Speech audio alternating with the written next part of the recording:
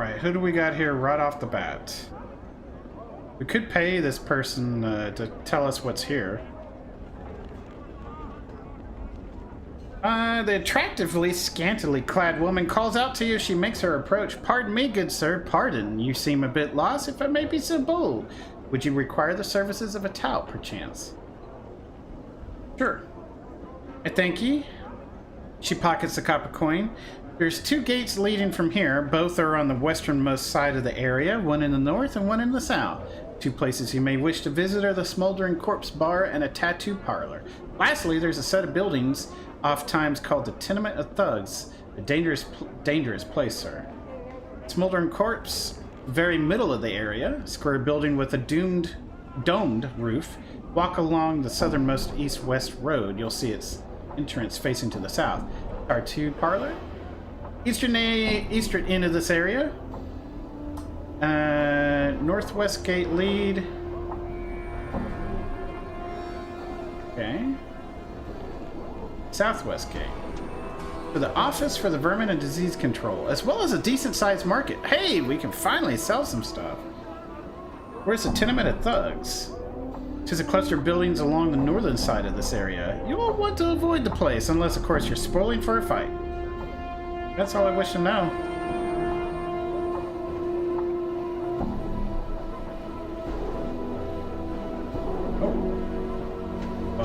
What? Oh, I've got to talk to you. This black-scaled reptile towers to a height of 8 feet. Its great height, however, is offset by its thin, snake-like frame. A long, prehensile tail drags behind it, and its leathery wings are hooked behind its back. A strong, vinegary smell emanates from the creature, as well as a certain amount of heat. It seems to be ignoring you. We're gonna greetings. Whoa, Chief! Morty cuts in before you can speak to the creature. Bar that, you don't want to be rattling your bone box with any fiend on the street. Leave be. I wanted to ask it some questions. No, you don't. Then he glances at the creature and then turns back at you and lowers his voice to a whisper. They're touchy. Let's just go. I'll risk it. Risk it for the biscuit? This black-scaled fiend towers to a height of 8 feet. Oh, yeah. So, greetings. The creature slowly turns its head down to look at you. Its scaled forehead wrinkles into a frown, and then it opens its mouth, giving a low, rasping hiss. You notice that the heat radiating for the creature begins to rise. I would speak with you for a moment? The creature opened its mouth, displaying a row of blackened fangs. Fire begins to dance around the shoulders and arms of the creature as it gives a long, low hiss. Hiss back? Do we hiss back at it? He obviously doesn't want to talk to us. We're not exactly lawful, are we?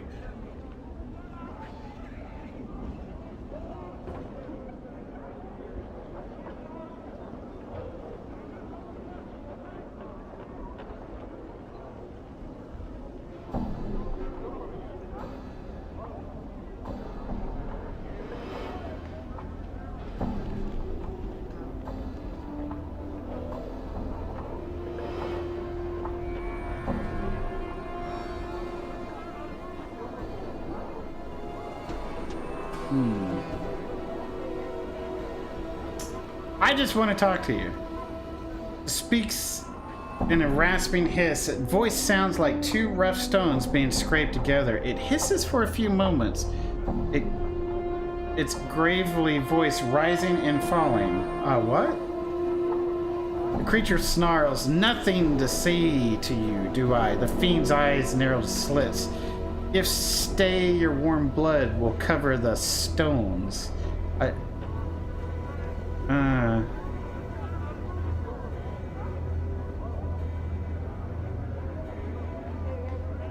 We'll back off and leave the creature alone, I guess.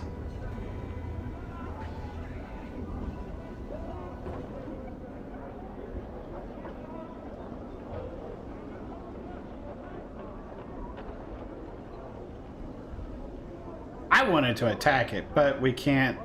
We can't always just do that. I mean, this Hive Thug is trying to do something. think he's trying to get close to us. I don't know.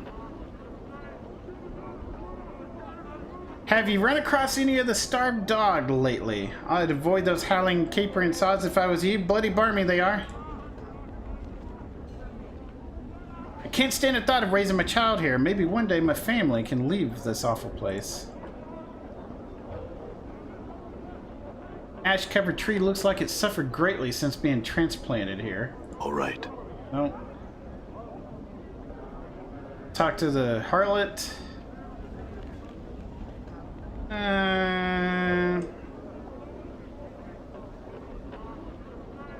Greetings. Now you look to be a blood who's... Oh, yeah. Not today, thanks.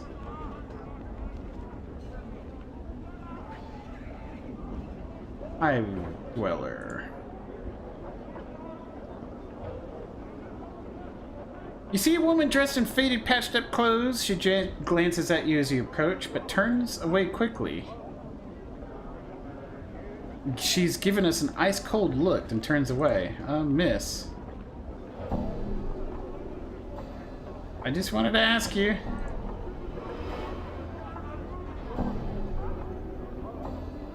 Leave.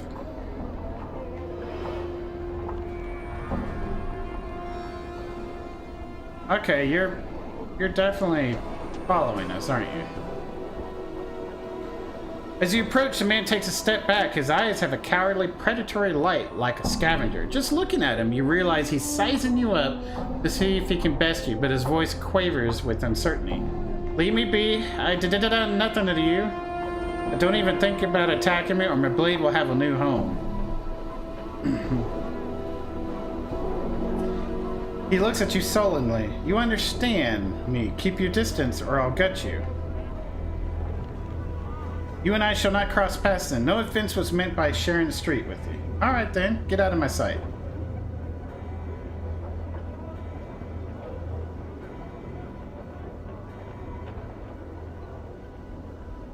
He's trying to get away from us as much as he can.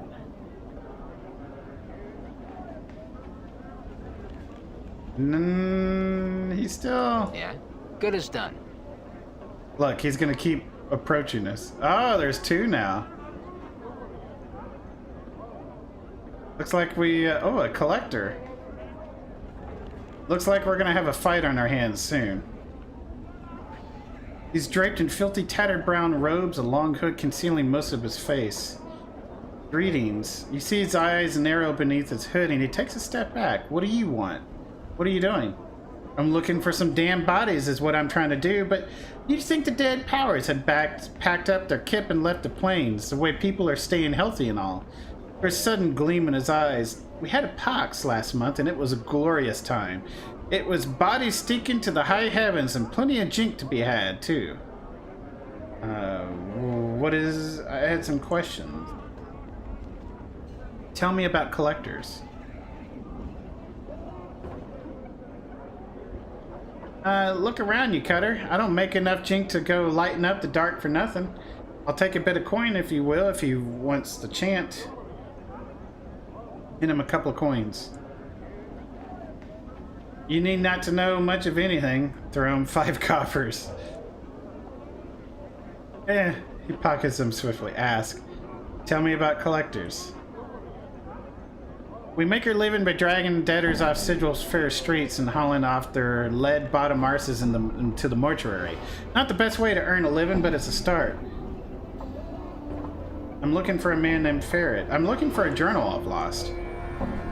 Puzzled. Alright. Ferret, what about him? He suddenly seemed wary. Why? He spit, seeming contemptuously. Ragpicker Square is a share of graves, my boss territory, you see? Ferret and his dogs came in whiles back and tried to oust us. We fought him off, we did, so they're all in hiding somewhere now. We still catch one of his lads now and then around the square. Usually we turn them into a quick spot of jink at the mortuary, the picking sods. Tell me about Sharegrave.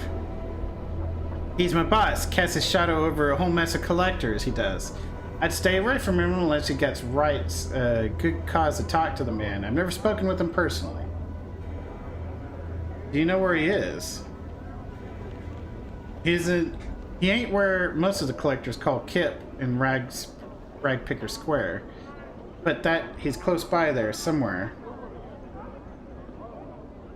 Do the collectors share your opinion? Ah, I got you. That's all I wish to know. Farewell. If I find you in the streets, I'll be kind to your corpse. Huh. Good to know, I guess. We need to level up. Let's level up. Saving throws, fighting skills have improved. 1 characteristic point gain and 10 hit points gain. That's all good for us.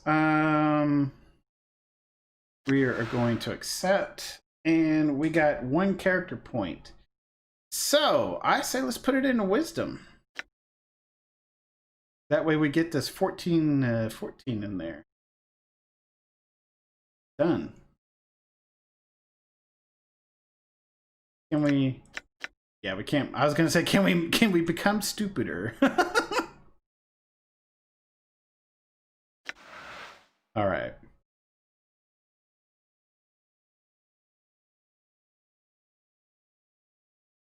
Can I learn spells now? I don't think I can, right?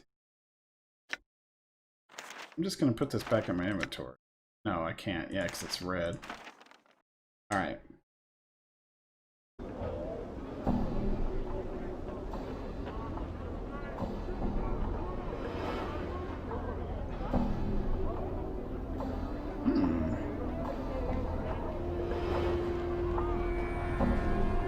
This man slowly turns as you approach. His eyes are like 2 black stones. They briefly flicker over your frame, then he locks gazes with you. Although this man looks humanoid, he has a yellow cast to his skin and gaunt features. He has a thin, angular frame. His limb looks like they're made of nothing but strings of muscle knotted around bone. His clothing is a curious blend of sharp colors and dull, mud-stained browns. Greetings. The man remains silent. He does not acknowledge your greeting, merely stares at you. I said greetings. Give it up, Chief. Talking to a Gith is like trying to make good with Razorvine. Let's go. Gith. Yeah, Gith. We'll talk about it some other time. I'm gonna ask him some questions first. Can you understand me? He pauses for a moment, studying you, then replies in a broken common. You are not known to me. His accent makes it difficult to understand him. It's like he takes every word, snaps it, then drags out every vowel for good measure. The emphasis he places on the word known strikes you as odd. What do you want? Questions? I will not hear you. Can we block his path? He stops and locks gazes with you again. Before you can speak, there is a whisper of steel and a blade suddenly sprouts from his hand. Stand aside.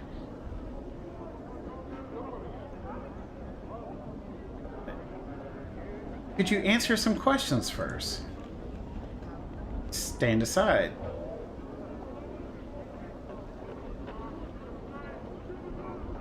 Answer some questions first.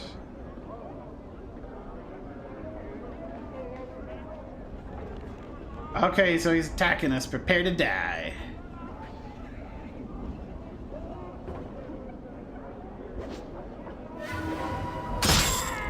Well, that didn't last long for him. Rusty dagger.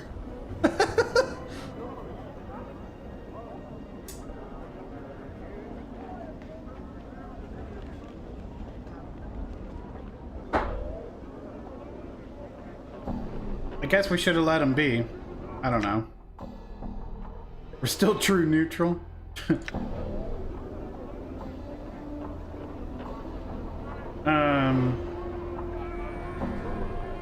We got these thugs kind of circling around us. I'm gone. Yeah, they're just following us for sure. I don't think we want to talk to these just yet. That must be the, yeah. Oh no, this is a warehouse. Okay. Angry Hive Collector. Well, nothing could go wrong with this, right? Ooh.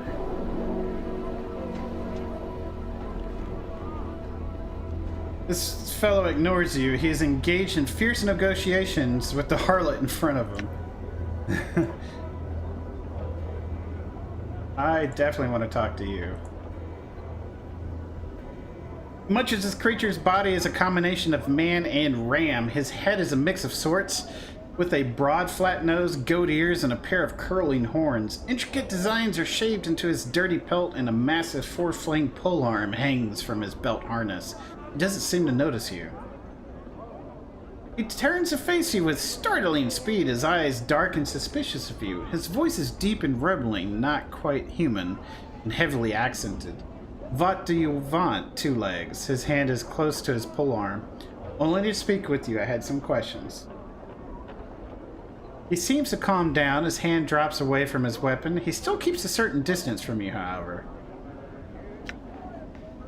What do you wish to ask me? Why are you so wary of me?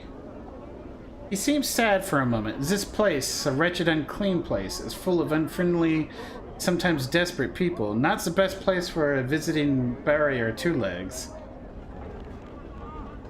He shrugs. I had business here, so here I am. You do not live here. No, Two Legs. No barrier could live like this. Where are you from? From the plains of Ysgard, Two Legs. They are my home. He smiles in fond recollection, as if warned by the memory. So what business do you have? Another time, if you ever meet in a happier place, I shall tell you all about it. Can I ask you something else then? Tell me about the city. What about the city? It's a crossroads.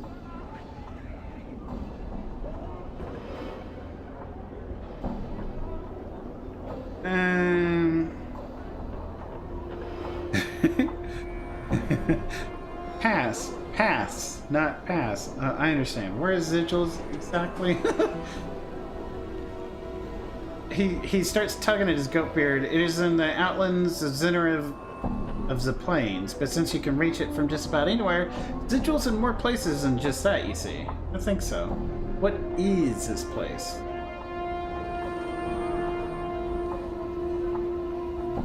Ask him something else. Can you tell me about the slums around us? Do you know someone named... Actually, I'm missing a journal.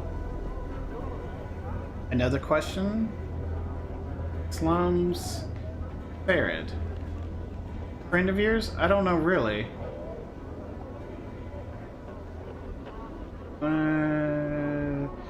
Slums and... no, nothing. I had other questions. What about the Lady of Pain? He looks around to see if anyone's overheard. I only know that she rules this place, and that all the locals feel it bad luck to speak of her. Thank you. That's all I wish to know. Okay.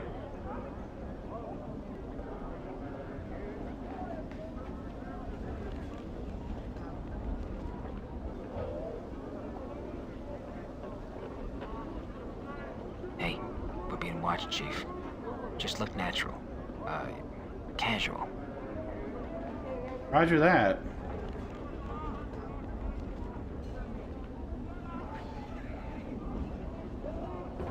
I don't suppose they have anything else to say, do they?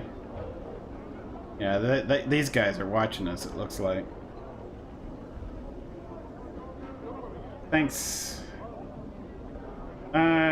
She seems to recognize you instantly. She steps back in horror. After all this time, you bastard! Many of all the fiends of Beitar take ye. One day you'll be sorry for what you did to Aaron. By all the powers, I swear that she turns to flee. Wait!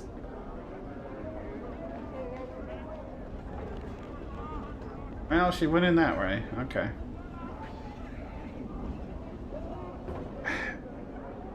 Okay.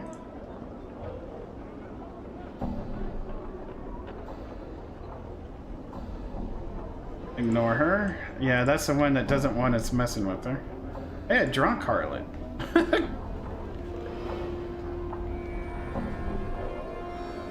She smells like a distillery.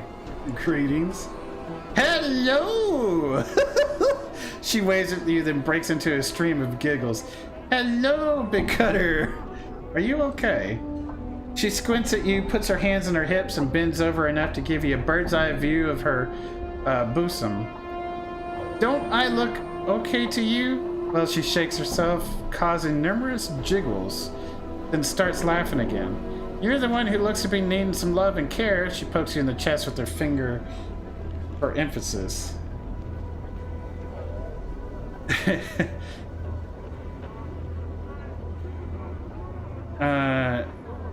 Maybe you can help me. I had some questions. Oh, so you think I can help you? Aren't you a demanding cutter? Well, sweep me off with me feet with such flattery. Have you seen a journal? No. No. I'm looking for Farid. Yes. Yes, what? Yes! What's it? Can you tell me about this area? No! About the city. Okay, never mind. Farewell. You're about to turn away when you stop in your tracks. You suddenly have a feeling that something is wrong. And with this feeling comes a realization that the woman's drunkenness is just an act. As you take a closer look at her, you see the harlot tucking something into her sleeve. It looks like something of yours. Grab her hand. Actually bait the woman in a pocket in you again and observe her technique.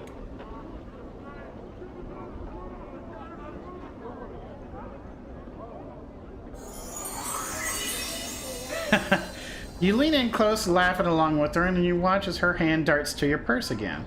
Her technique seems to be distracting the mark with her drunken chatter and her bosom while she lifts the coins from his purse. The sleeves of her dress look to be long and baggy on purpose to hide any stolen items quickly. You make a mental note of her technique, even as her hands make another grab for your purse. Grab her hand.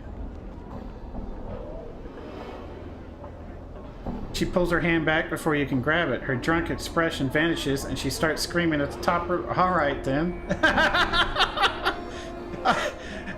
Oh, I do not want to attack her. Oh, it's gonna make us attack her. That sucks. No. We don't have to... I don't think we have to attack her.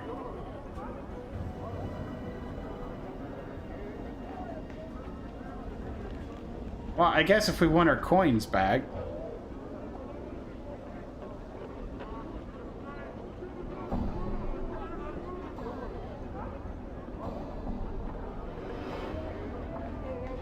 The man sways unsteadily back and forth, catches his balance for a moment, then manages a sickly twisted smile at something just past your right ear. Greetings.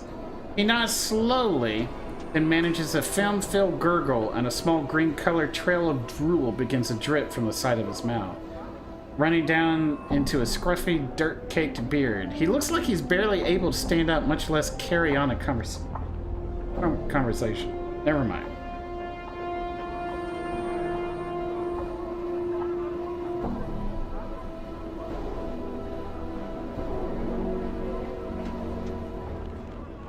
Oh, so you are gonna attack. Okay.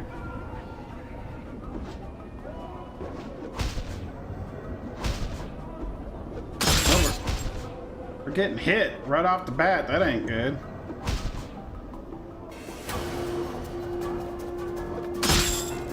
Did you see that?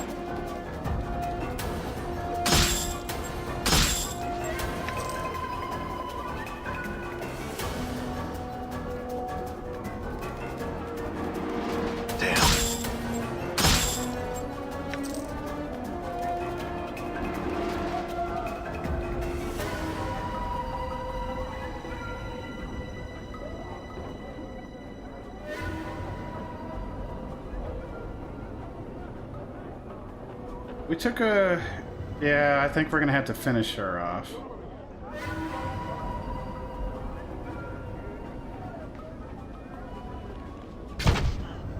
Oof. didn't want to, but again, the stuff we could use.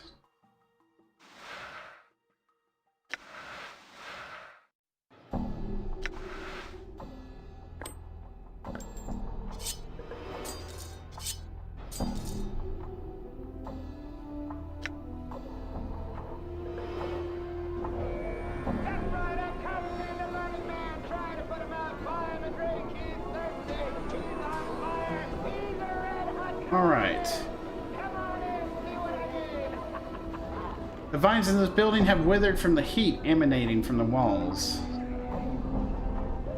Scratched above the doorway are the words "Smoldering Corpse Bar." Alright.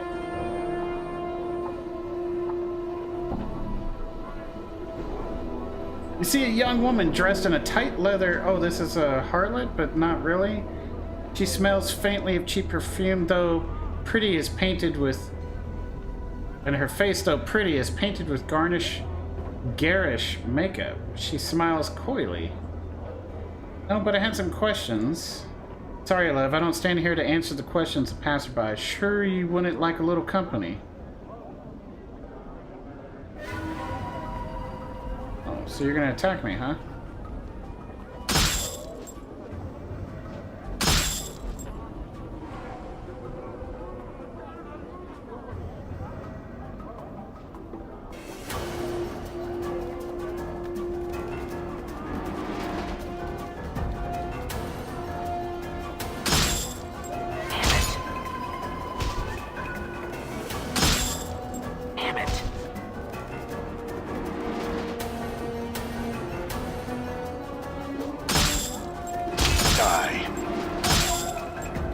That's pretty good.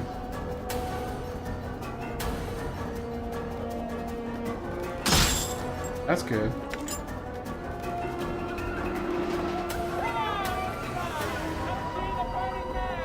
I'd like to not get attacked if we can help it. You, sir, come on in. Come on inside. Come see the burning man. He's on the spit. You'll love it. You, sir, come on in.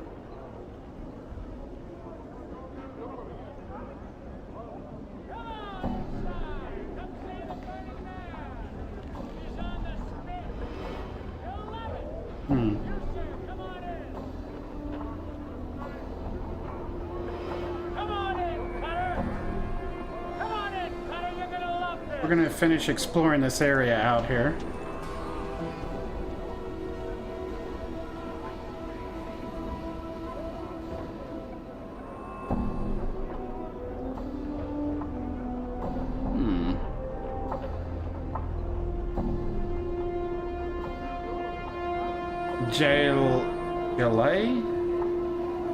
You see a thin man with stained clothes, a hooked nose, and two stubby horns jutting from his forehead. He's stumbling about and muttering to himself. He stinks of brine, vomit, and cheap wine. The man squints barely at you. Was he what? Never mind, sorry to bother you.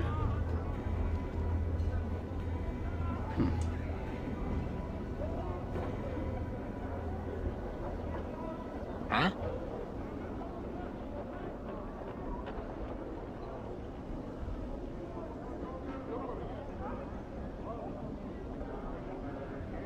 This wild-eyed man is hunched over, snarling and giving low growls. It looks like he hasn't trimmed his hair in years. It's so long and it forms a veil over his eyes. He has a long, stringy mustache caked with grease and sweat, and the tips of his mustache droop so much that they have become tangled in his ragged beard.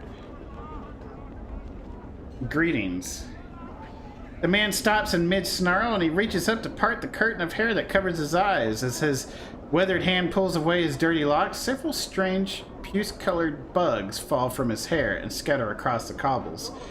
Beyond the cloak of hair, the man's flesh is moon-pale and increased with wrinkles. His thick, bushy eyebrows form a V as he stares at you. And my take, the moon fly too.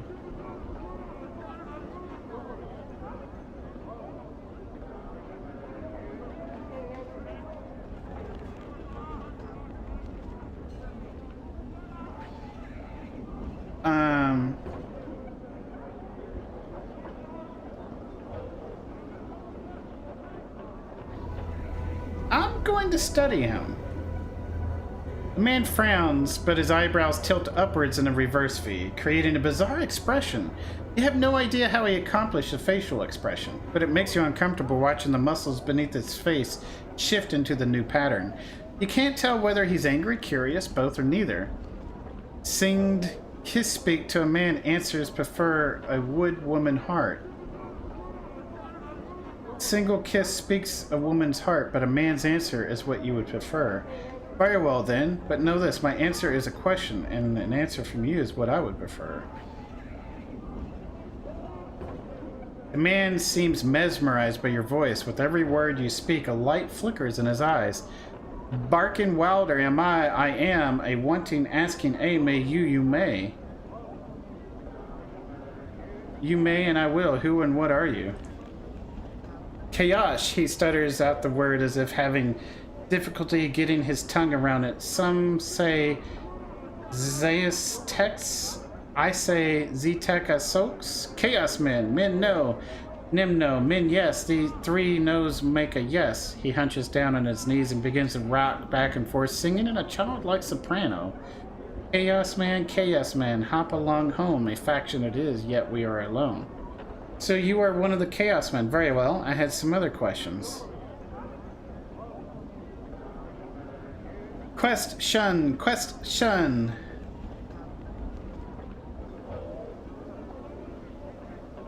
I'm looking for a journal. He frowns and then he squints his eyes and opens them back up. When he speaks, his voice is level and straightforward. It's like a different saner person is speaking. The effect is eerie. More than one lost, more than one must you find. Each part of you had one, so more than one must you find. He blinks and shakes his head for a moment, as if surprised at himself, then chuckles uneasily. Can you tell me where, or at least one of them is? Updated my journal. He looks like he is about to object, and suddenly his left fist comes up and smacks him in the temple. He howls in response, and he suddenly stops blinking. One is in a cupboard in your guest room in the Hall of the Sunsets, and another is in the walls of a tomb sealed deep beneath the city where the stones weep. The others are, before he can finish, his right fist comes up and smashes him in the face, causing him to yell again. He blinks and shakes his head for a moment, as if surprised at himself, then smiles uneasily. Where's the Hall of Sunsets? He doesn't seem to recall. Use the sarcophagus city? He points upward with a hopeful expression. There? He gulps. He doesn't seem to know, and for some reason you believe him. Where are the other journals you mentioned? Other places maybe. The questions? Farid. Fair, odd. Not fair, not odd. Lost, not. Help, not. Maybe you lose him first and ask me. Then fair odds it will be. Out of the question. Are you one of the Chaos Men? Yeah. So you are. Okay.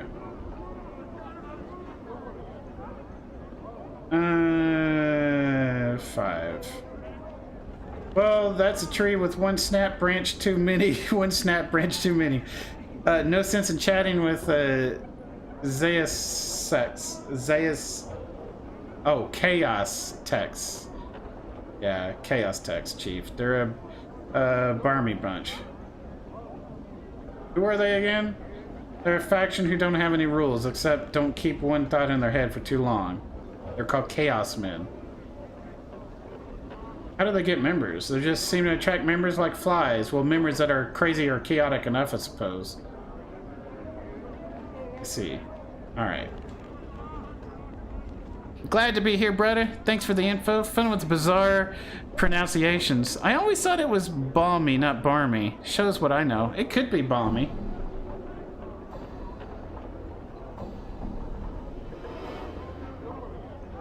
Enemy sighted. Well, that means your friends are gonna come help too, right? Can we come down here and it's just you? No.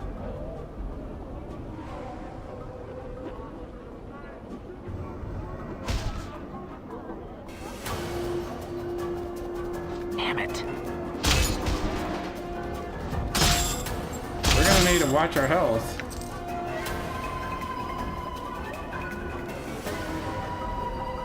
Well, we got one more that wants to fight us. Maybe I'll send Morty Good as up. done. Attract him.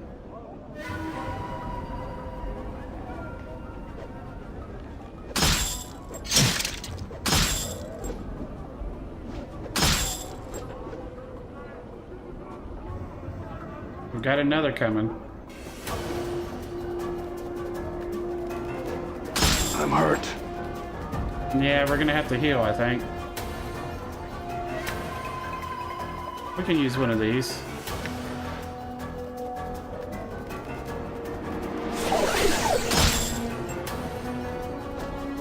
I'm hurt.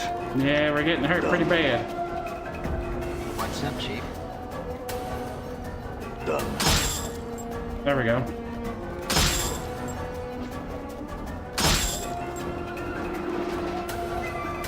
Damn it.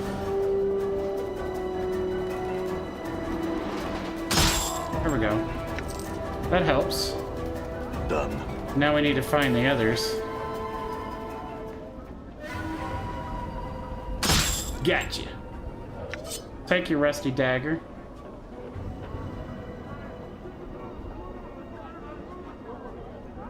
Near death.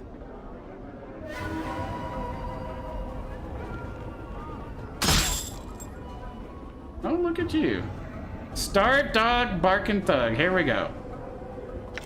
When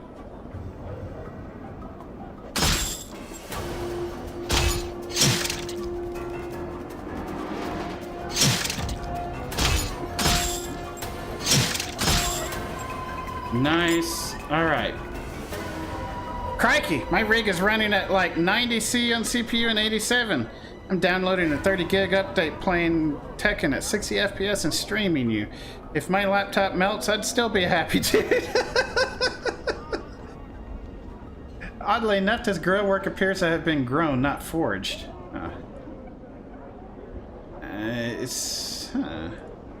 These barrels are probably here to catch rainwater. The only thing that fills them is dust. These furnace pipes are pumping hot air out of the building.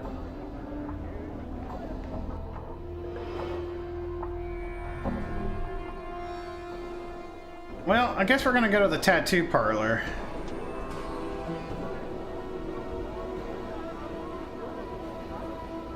We really do need to rest, but I don't know of any place that we could do it. It's 7:53 p.m. You know what?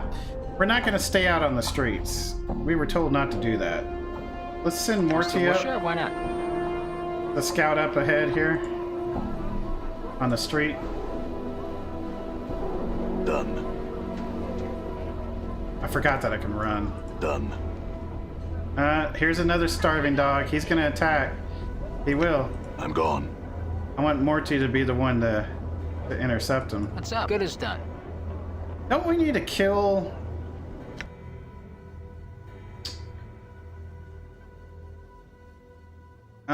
yeah. We need to kill 3 of them. So... Yeah? Sure, why not? Can you... You know what? I'm just... it might be the worst thing ever. I'm just gonna talk to you. Be like, hey, you. Just show it to me. This wild-eyed man is hunched over, barking and howling at the top of his lungs. Beneath his thick, matted hair, you can make out a series of strange tattoos that run the range from screaming faces to bizarre geometric shapes to what appear to be lines of verse. He is almost naked, but the dirt and filth covering him gives a semblance of modesty. Greetings. The man whirls on you and gives a low growl. He draws out the growl for a few seconds and starts barking violently at you. Oh.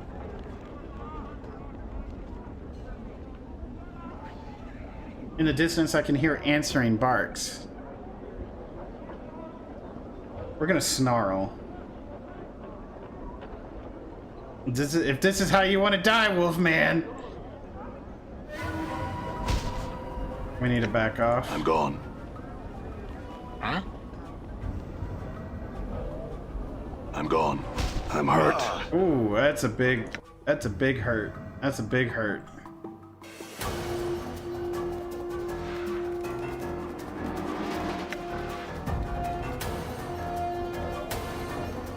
All right. See I'm that? hurt. I think you gotta... I need to get away.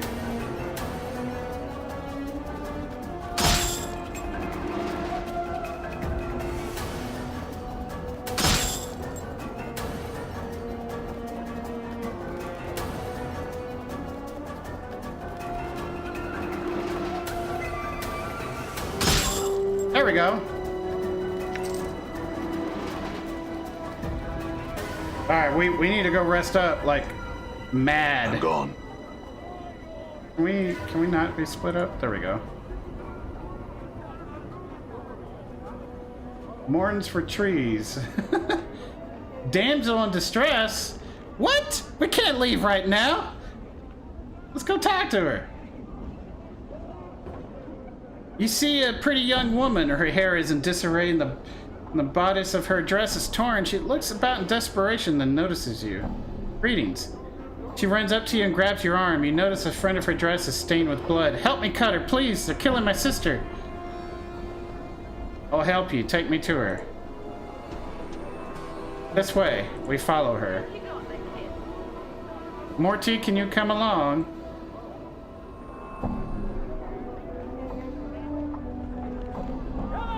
Oh my gosh, she's not a damsel in distress. What?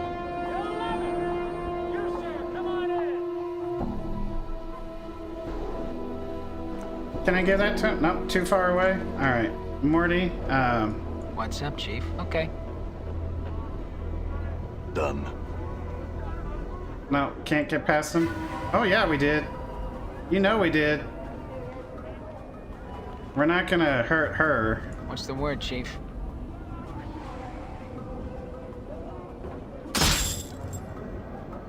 Done.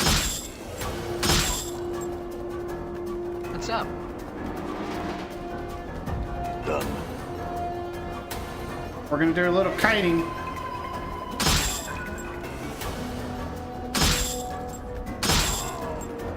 Yeah. I'm gone. There we go.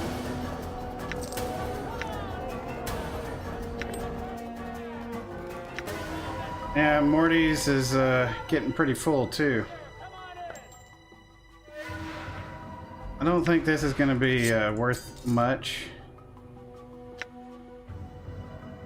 We'll give that to you. That to you. And I'll have 2 more slots. What is this dirty rat charm, first off? 10% stealth, 5% skill pocket, -1 to charisma.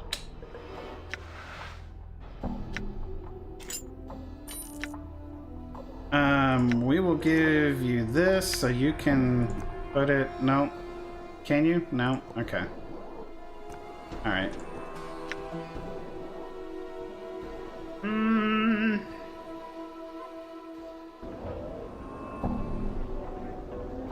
We'll take the. My inventory is full now. Okay. All right.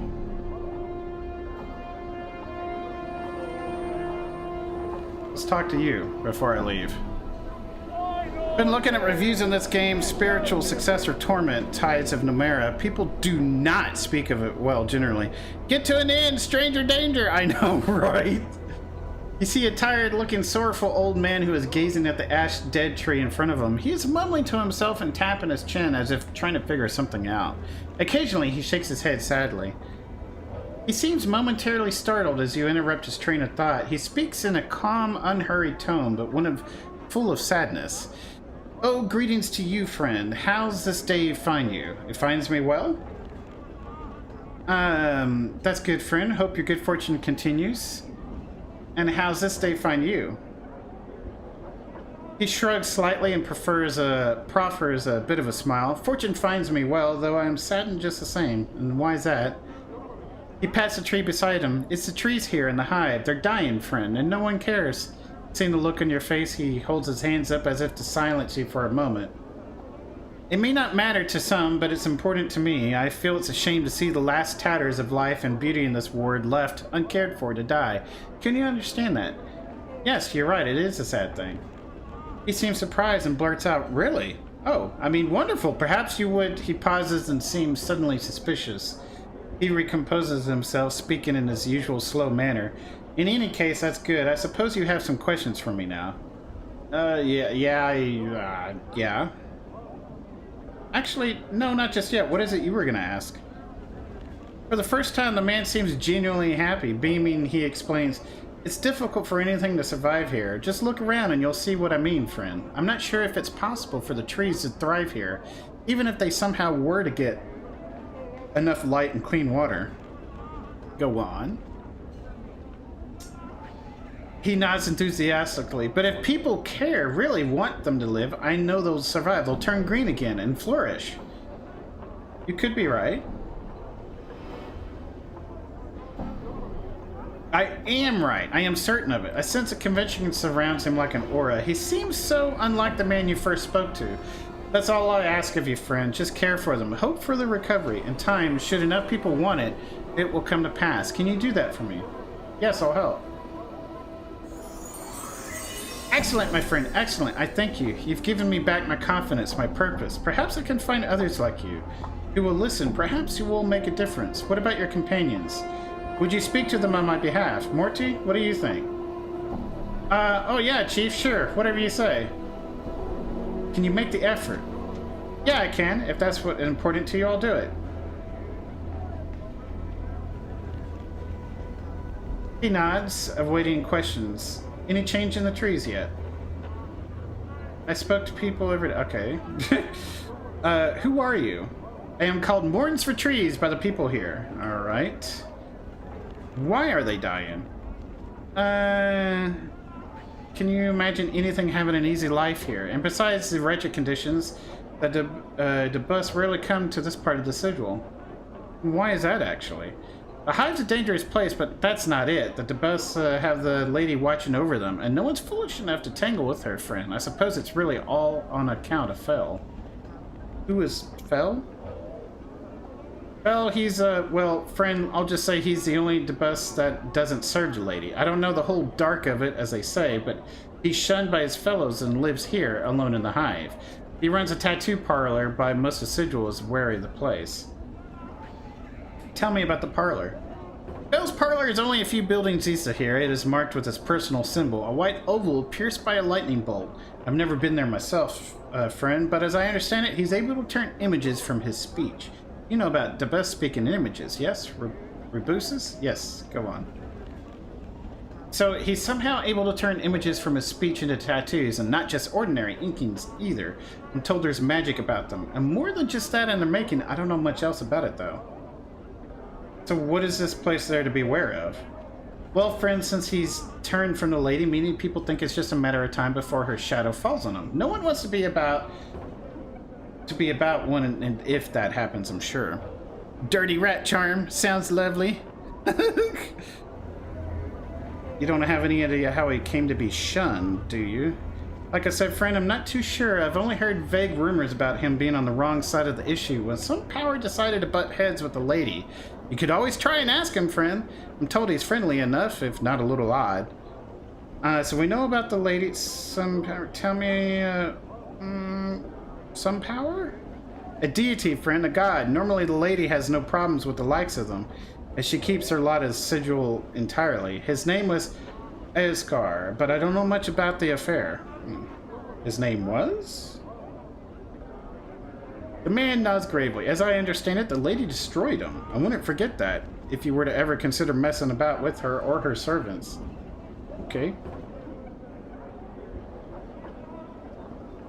Alright, that's all I wanted to know, I think.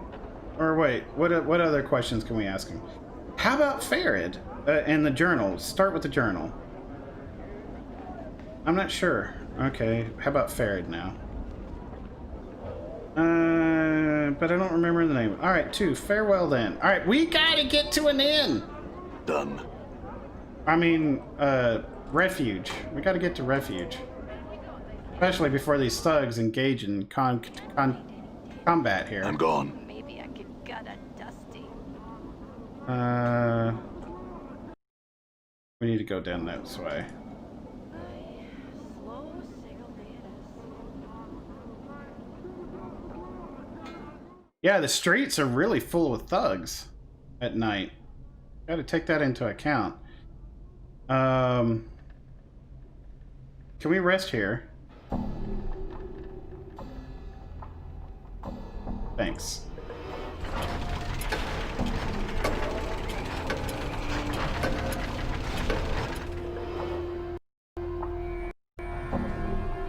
One day. Well, that ain't good. We need to at least rest again. This time it'll be 8 hours. We had to rest, I guess, for it to heal up.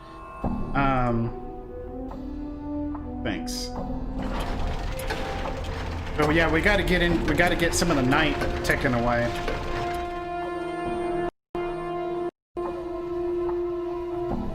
I think I can speed up time. Or I thought there was a way.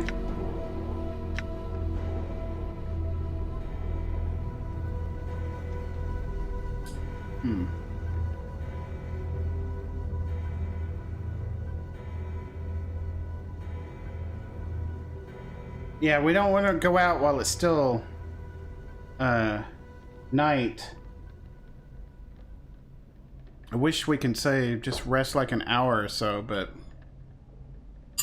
how long does it take for I mean, it's ticking away. Yeah. Give me a chance to eat some feijoada. It's kind of like a mix of ginger ale, but different.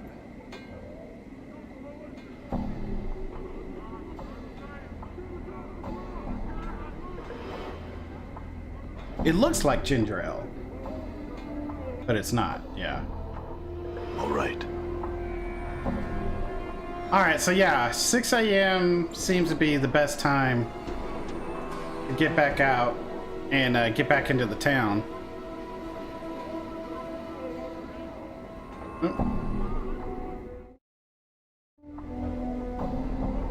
I'm gone.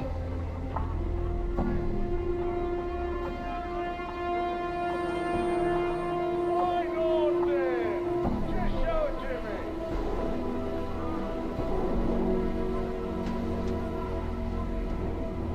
Oh, that's what I figured.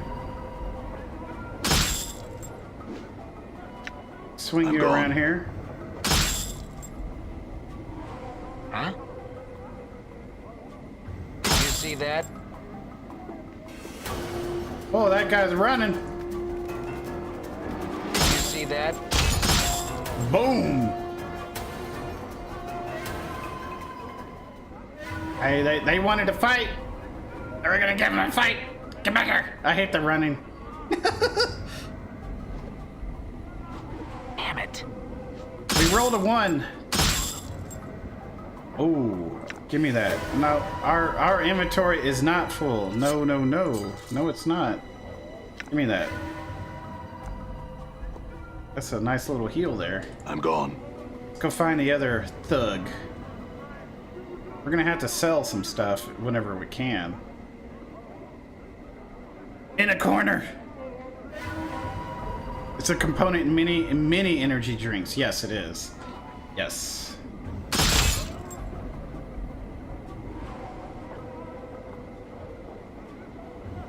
All right. Well, we didn't take any damage. I call that a success.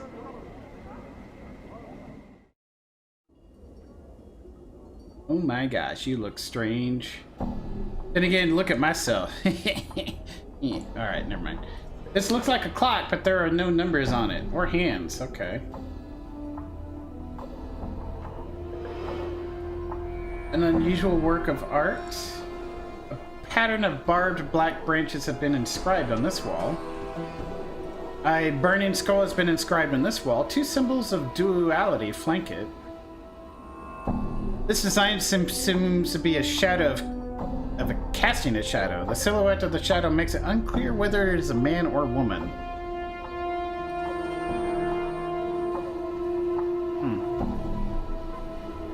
Alright, quick save. You see a debus, but I don't know if we're even saying this word right. Anyway, but something about it strikes you as odd. It has the same shock of white hair, the same greenish cast to its skin, the same pair of goat horns. Then you suddenly realize this one is walking on the ground, not floating, and for some reason that makes you uneasy. I had some questions for you. Who are you?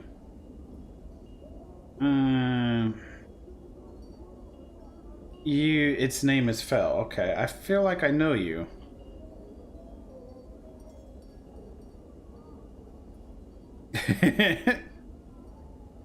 Fel bows reverently and a stream of symbols swirl about his head, rotating clockwise and counterclockwise.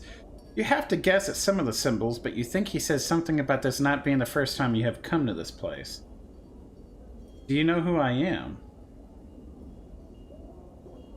Although a series of symbols materialize quickly and sharply into focus above Fel's head, these symbols are not as difficult as the others. You think he says he knows you, but he cannot say any more than that. Why not?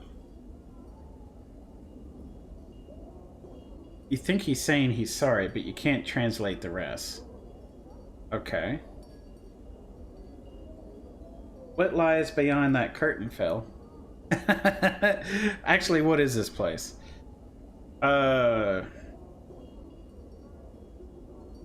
It's a tattoo parlor. Okay. Can I see what tattoos you have?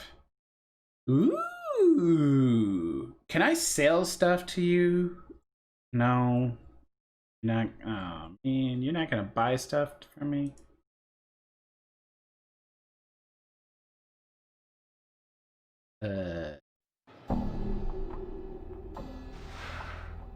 This tattoo recognizes your efforts to calm the restless dead of the mausoleum. You may draw upon their gratitude to bless yourself or your companions. Bless, huh? Accuracy. Dak'kon +1. Oh. This is weird. I thought Dak'kon -1 was better, but minus no.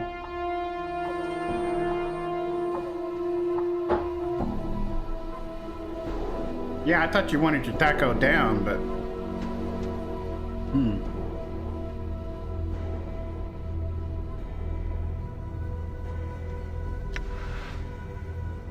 Bloodletting. +1 of damage with all attacks.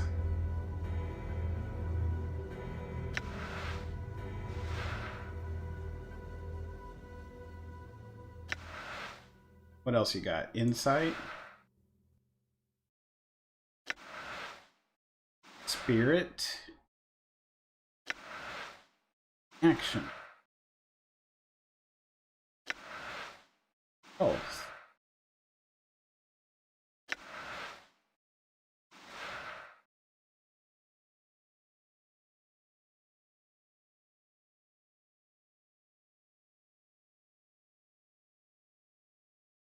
Are these permanent, or do they just last a while? Some of them seem to be...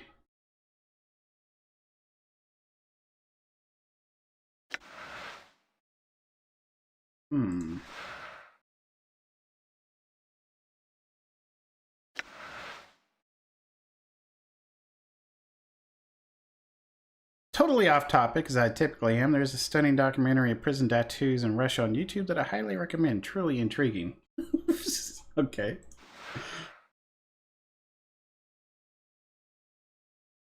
So this one has a limited number of uses. Okay. Whereas I could get a tattoo. Ah, interesting.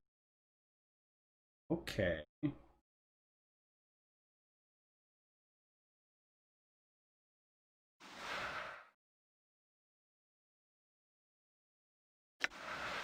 What about wisdom? Oh. This would probably be good. How about we get one of wisdom?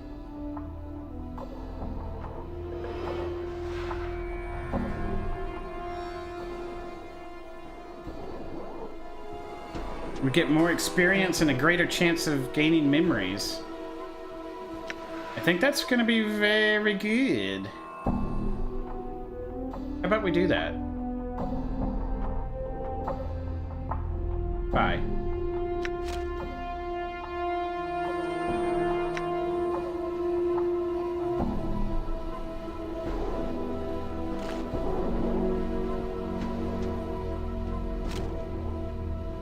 Nice. Yeah, look at that. Look at that. The Dak'kon thing is weird. So that means this this weapon here that gives a -1 is actually not as good as I thought it was. It's we should replace this with the green steel dagger. We need to look at our Dak'kon here. Where's our Dak'kon? 16. Yeah, see now it's going down. So this is why 5th edition is so much easier to comprehend. Because I thought negative on the weapons was better, but no, it's not. It actually adds to your Dak'kon, making you not hit as much as you want. We are neutral good now. We were true neutral, but now we're neutral good. You're being don't worry about it. I don't think you are. It's all good to be a goofball. I had some questions. What lies beyond that curtain? You think he's saying a gallery of some sort, a gallery of you. The next part is difficult to translate, but you think that Fel is saying he is sad for you. Sad why? He says something about you being marked and tormented. There's another section you cannot translate. Then the last portion seems to be something about you enduring pain. He seems to be saying he admires you for enduring losses. Go on.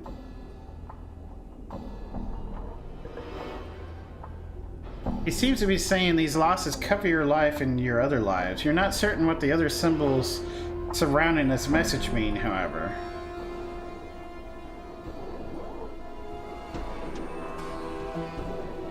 You think he just warned you to not sign anything during your travels.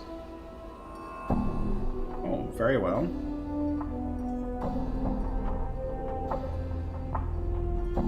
Do I feel whole? I don't. In fact, ever since I woke up in the mortuary, I feel like something's missing, something inside. To be strong, to keep faith. I'll try. Can you tell me anything about the tattoos on my body?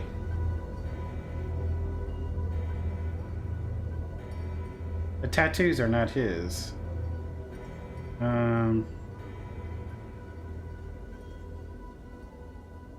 Do you know how I died? 3 symbols materialize, each of them casting a long shadow. You think he's saying something about shadows. Each leaving a faint, blank, misty trail about them.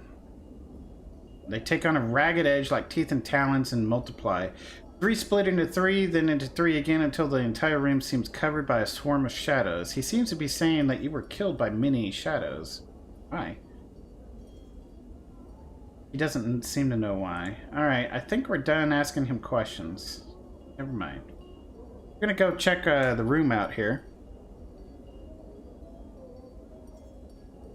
You've avoided an eating of 37 years, so I always razz people about tattoos and the whole concept. I'm probably just jealous I don't feel strongly enough about one thing to see it on myself for the rest of my life.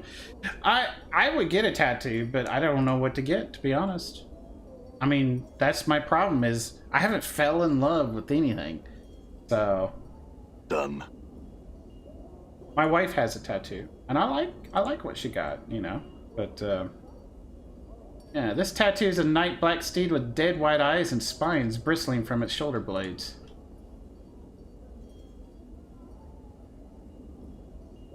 This picture shows a blackened sphere with trails of black mist floating around it. The design shows a series of black rivers whose courses divide, cross each other, and flow together. The design is a hollow beast with a tiny demon on its head. Human skin has been stretched across these wooden frames. The skins are covered with tattoos. Eesh. Dude. Dude.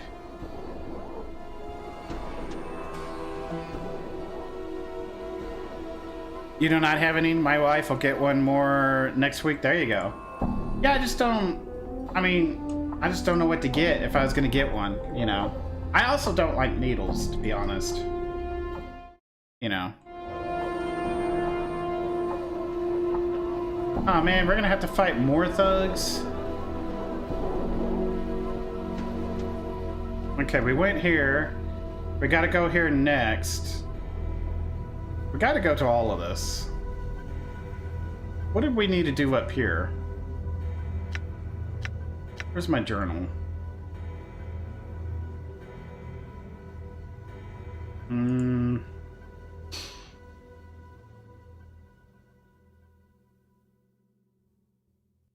I need to kill one starved dog's barking. One more.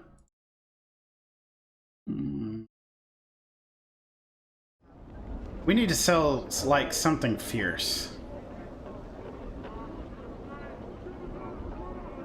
What you first took to be a door in this archway is actually a painting. The artist has made use of the shadows of the overhanging arch and some subtle texturing effects that give the door the illusion of substance. To examine the door. Other than the skill of the artist, there is nothing remarkable about the painting. The door has been painted on a rough stone wall. You can feel the stone and mortar beneath the painted wooden texture. I guess we leave the door alone.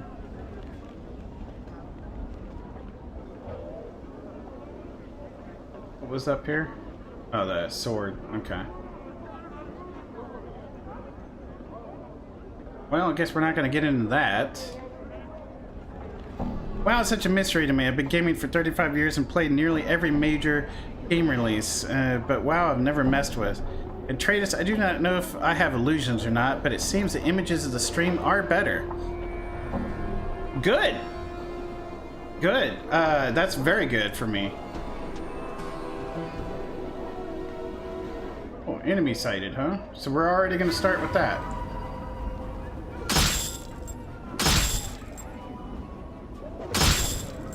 Okay, well, I'm already taking too much damage. Damn it. Well, what you doing? What? Can you work on him?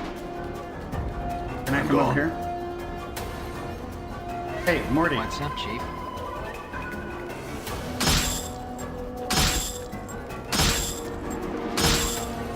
Yeah. Let's get that. Oh yeah, let's get that. Come on inside. Come see the burning man. He's on the spit. You'll love it. So we are updating for the first time in 11 years our computer. Yeah, he was moonwalking. We're updating our computer from the ground up. We are going to do a dual PC setup.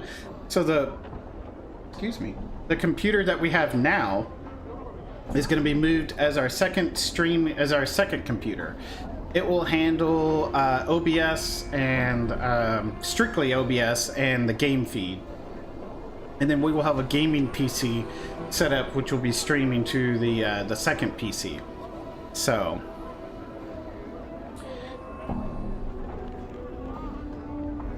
Y'all are gonna fight, huh? Are y'all coming for me? Yeah, you are. Done. What's the word, Chief?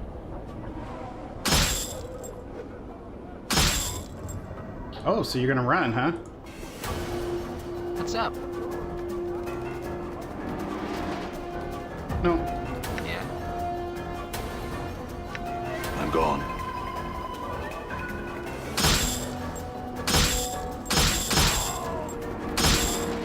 Did you see that?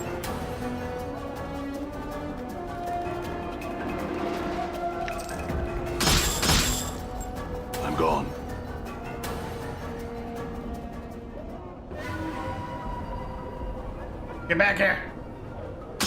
Yeah. All right. I would love to pick all that stuff up, but we haven't found a place to sell. Step right up, come see the burning man. Try to put him out, buy him a drink. He's thirsty. He's on fire. All right. Ignis. I don't know if I want to talk to you. Drusilla, I might want to talk with you first. The vents blow incredibly hot air from the furnaces below. All right.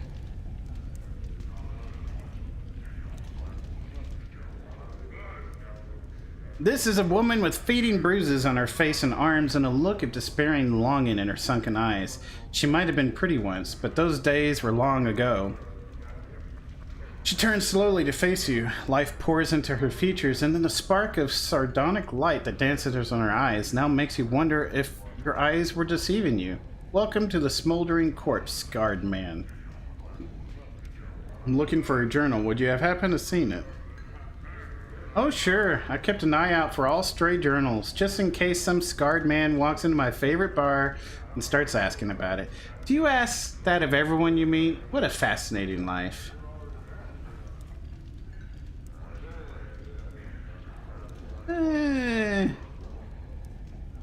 So who are you? And you must be clueless. Don't ask me how I know that. It just shines off you. What can you tell me about this place? Here, this is a smoldering corpse. Though the person smoldering ain't dead yet. He just keeps keeping himself alive till someone comes along to help him out. Sods who like to see people in pain come here. Fiends like it. Folks who don't much care for being bothered come here too. The name alone keeps out most of the Burks. Who is he anyway? Updated my journal. Updated my journal. That despair you saw in her face before flits across it again like a black winged shadow before she masters herself.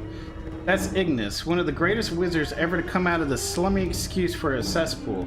They caught him and they opened a channel to the plane of fire through him.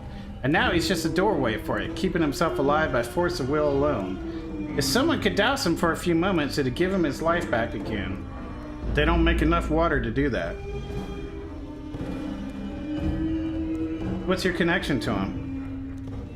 Her voice practically throbs with a deep ache. I was Ignis' lover, and he my beloved. He loved the flame more than me, and now he has become the flame. And because I love him, I love the flame. But that's all done with now. Now I wait for him to douse himself. I sell what little I have just so I can be near him. I'm looking for a collector by the name of Farid. I'll get caught up in chat in just a second. The Collector King, you can probably find him in his sticking ilk in the trash warrens on the far side of the Hive. Good luck in getting any answers from him.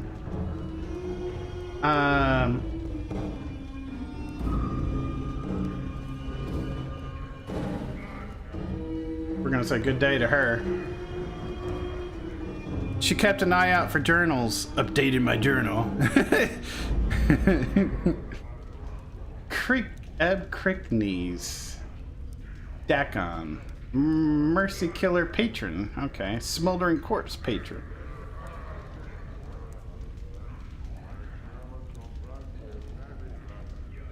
Cadron. I thought that said Canadian, but okay. You see a soft-looking man with gentle, far, starring eyes. He dresses in supple leather clothing and carries various implements of use and destruction about his body, such as ropes, spikes, tinderboxes, and empty vials of air. His looks half gone, literally. There's an insubstantiality to his eyes on you, and suddenly you find them gripping and determined. Greetings to you, O Seeker. He carefully sets down the mug he's holding and gives you all the attention. I had to shift in my chair here.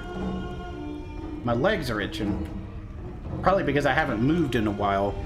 I swear, as soon as I start cleaning 20,000 a year, I'll start donating. I'm mad at improvised. She said, I'm sorry. You're fine, Leonid. You just being here is big support enough. Big support. Just you being here, man. Thank you. Thank you.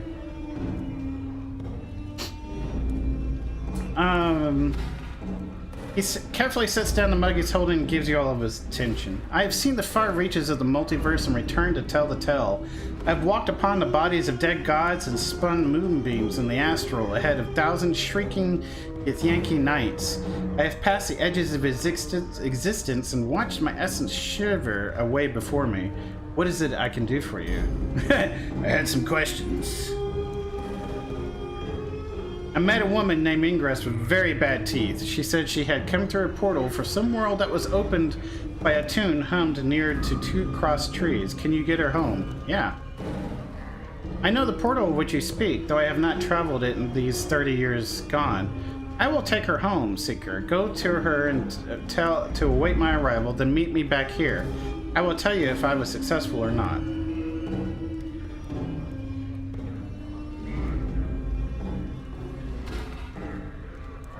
Okay. Updated my journal. Who are you again? I am Kandrian Ilborn, traveler, dreamer, tailspinner, and so forth. Tell me of the plains. I am tired, Seeker, so tired. I am fresh back from negation. I will answer what I can for you, but I cannot promise that you will find satisfaction in the answers I give. What would you know? Would you hear the outer planes of prime material or the inner? Tell me of the outer. Man, we are getting a download of lore here. Now, the outer planes, where should I start? Do you know the cardinal rules of the planes in which all others are based? Do you know about the composition? Do you know the Great Ring and its divisions in our hearts? Do you know the individual planes? This is like too much. Tell me of the composition. I hate to ask.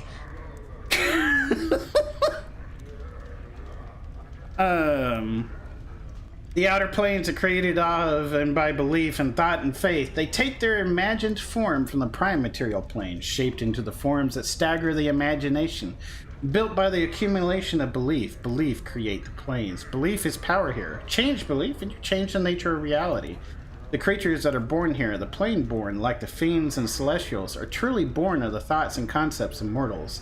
They each express some sort of ideal, and the more powerful the ideal, the more powerful the being. Thus, the being that symbolizes love is one of the strongest of all. Okay. That's why the powers, gods, some call them, live out here. This is where all the faith in them comes. This is where they are the most pure and the most strong.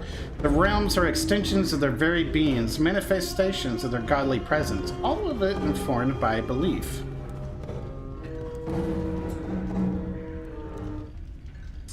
So the composition of the planes is belief. Tell me of the Great Ring now. Excuse me.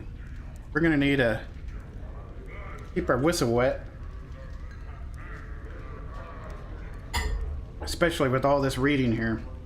Among the loose unity of planewalkers, we conceive of the infinite outer planes as a ring surrounding the plane of ultimate neutrality, the Outlands. The spire on top which Sigil sits is the center of the Outlands. The further one travels away from the spire, the less neutral the plane grows until it spills into the neighboring planes. Each of these planes impinges on the Outlands, spinning themselves into law, chaos, good, and evil. The Great Road marks the demarcation between the Outlands and the gate towns that spring up around the gates to these planes. Beyond the gate town lies the hinterlands, an uncharted territory that is lost to history. That loses thought. Danger lies in the hinterland. Go on. The outer planes differ by morality, not substance. For you, we'll divide the planes into three sets. The upper planes of good, the lower planes of evil, and the boundary planes of neutrality. These are then divided further by law and chaos, with the Outlands in the middle.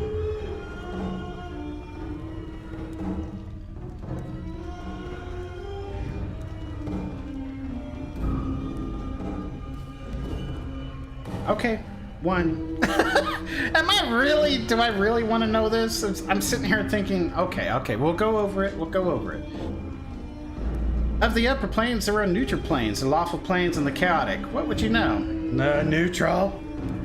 The neutral ones contain the beast's lands, a peace, a place of neutrality and goodness, with a slight tinge of chaos, where the animals rule in the internal noon and night. They hold Bitopia, twin paradise of industry and labor, where all work toward the good of all, and Elysium, the sweetest plane of goodness and calm I've ever come across. Alas, right now I am not well enough to enjoy any of the restorative effects. What would you hear now? Tell me the rest. Lawful? I'm not the best person to speak of the planes of law, for the innate structure and ultimate patterns they impose frighten me. I steer clear of them, because I value my individuality more than I value the knowledge they'll bring me. They include regimented Arcadia, nearest of the good plains to the unbending order of Mechanus and Mount Celestia, home of the Archons, an island in the Silver Sea. How about other questions? Never mind. The chaotic planes. Let's go there.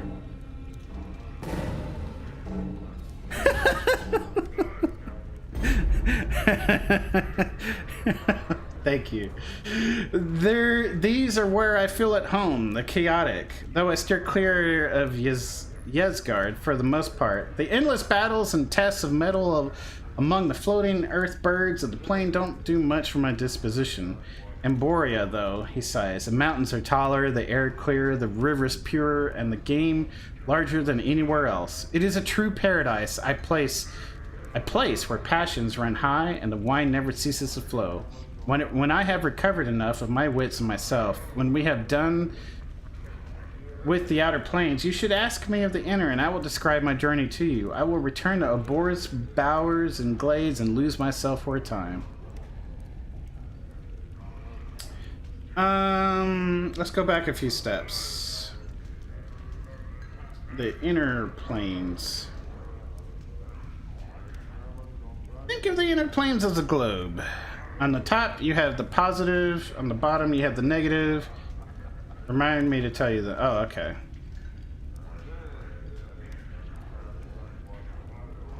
From the interaction between the two springs, all of the urge from existence and in non-existence, death and life, actuality and nothing.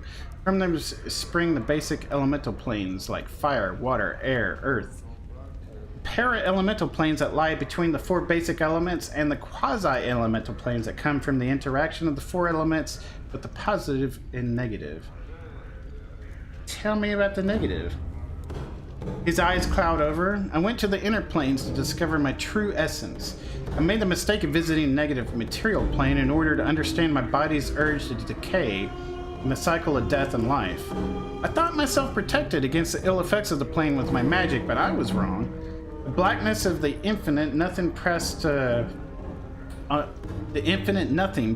my soul, and I was beset by shadows that sought to snuff out my very soul. I lost my way for a time, for an eternity, and nearly lost my existence. I could feel my essence falling away from me, and even now half gone, never will I return. How did you survive, actually? Updated my journal.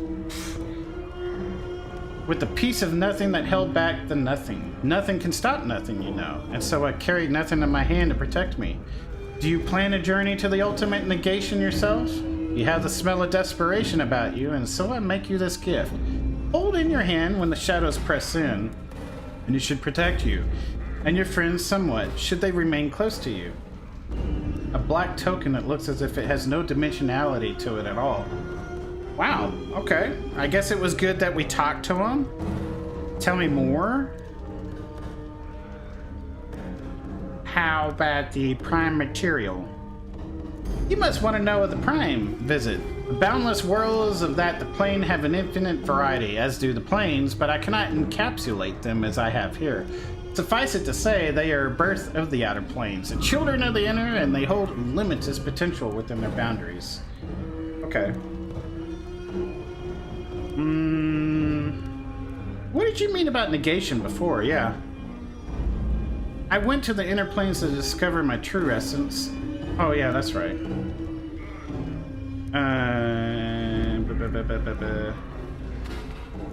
Okay, I think we're done. Oh. We're not done. So what are you doing? I am... I see. Okay. What is this place? I would say that's the Smoldering Corpse Tavern. What are you? Can you tell me about the patrons here? I mind my own business here, Seeker, and I spend too much away not minding it. Speak to the bartender if you wish to learn more. Okay. I'm looking for a journal I lost. I've seen no journals lately. Alright. Do you know of a collector named Farid? Farid grew up to be a collector. How long ago was this? When I set out last, he was but an officious stripling in one of the upper wards. Time does change some people. No, Seeker, I don't know Farid anymore. I'm willing to bet. Alright. Forget it. Farewell. Alright. Wow, that's a lot. You see a slightly stooped old man with full gray beard and a lion's mane of gray hair. He wears a couple of shoulder guards as armor, and he keeps his helmet nearby. He smokes a pipe and carries a pouch of tobacco around his waist. He looks pretty strong, but he's a little plump and also appears to have some sort of breathing trouble. Well, Niall, aren't you a sight, lad? Never have I seen so many scars blanketing a fella. Like a scar cloak you're wearing. Where you been? Hanging out in the grain thresher? He laughs. Oh, I'm just jesting. No offense. Hoping none to take him. Greetings, Zeb. His handshake is firm. Now I hereby tender my apologies for the unfair jesting. Hope no hard feelings. Can I buy you a tankard or two? Why not? That's a spirit. Bide a moment. He raises to his feet, heads to the bar. After a moment, returns to his seat. Here you go, lad. Drink up. Takes a massive swallow. What can old Eb do for you? I had some questions. Oh, well, I gathered that. I mean, you don't look like you're from around these parts. You look a little too out of sorts to be a seasoned native. So what can I help you with? Who are you? Eb Creekneys, third measure of the harmonium. Now retired and being a tout with one's voice since I don't step as lightly as I might these past 2 or 3 decades. Now, lad, who be you and what trouble might you be in? Third measure, what? Not to needlessly hate on this game, but damn, this character has a little too much to tell, in my opinion. I know, right? Yeah. But when they said this game was story-driven, had no idea. I mean, just we spent almost what 10-15 minutes talking in this section. And my mouth is dry. I'm gonna have to get some water here in a minute. So he pulls up slightly in a pride and gets semi-stern look on his face. Aye, third measure of the harmonium. He relaxes a little. Though I haven't served a tour of duty in many a decade, pushing a quill wasn't quite up my alley after all the fights and skirmishes I've been in, so I just bid my time keeping tabs on things down here in the Hive and helping out a little where I can. And you look like someone who might need a hand. Are you in some kind of trouble? A few troubles. Oh, no, well, I hope it wasn't nothing too serious now. But I'll leave that for yourself to say if you feel like talking about it. Other questions? You know someone named Farid? Now, what you be wanting with a Burke like that? I think he stole some of my belongings. Oh, no doubt, no doubt. You have to chain up everything around that grasping little spider. He should have been one of the fated the way anything not chained down slips into his parlor. Don't give him a yard or he'll take a league, eh? What do you know about him? Well, now, I don't know everything there is to know about old Farid, but I know some of the dark surrounding him. If you're determined to track that spider and nail him to a wall, then I suppose I could spill some of the chant so you know what you're tangling with. He pauses to tamp his pipe. Farid dug his nest deep in the Ragpicker Square not too long ago, got a bunch of collectors and gangs together and started what one could almost consider a collecting faction, be that as it may be. Where can I find them? Well, lad, if you're looking for Farid, which I could say is a pretty barmy of you, you're a little off the beaten path. You want to be finding Ragpicker Square. Chance is that Farid set up his kip somewhere in the square. Even an old fella like me, who's been around the ring a few times, don't know exactly where. I figure that Farid wants to keep the dark of his location dark. If you're all bound and determined to find Farid, go to Ragpicker Square and try and dig up Farid's location for some of the locals. Try and be careful about it, since there's plenty in the square that would make a gut heart out of you as soon as you look at you. How about the journal? You're missing a journal. Was there more to the journal than just pages and words? Otherwise, I can't imagine too many bloods who would rather bother themselves with letters unless it was really hot and spicy. Not much use for books and learning around here. I don't know where you might find such a thing. But you know, lad, if Ferret is one who scraped you off the sigil street, then he might know the dark of where your stuff is. It's most likely in his larder, if you ask me. A dead man is usually in no position to keep his possessions when the collectors tumble across his body.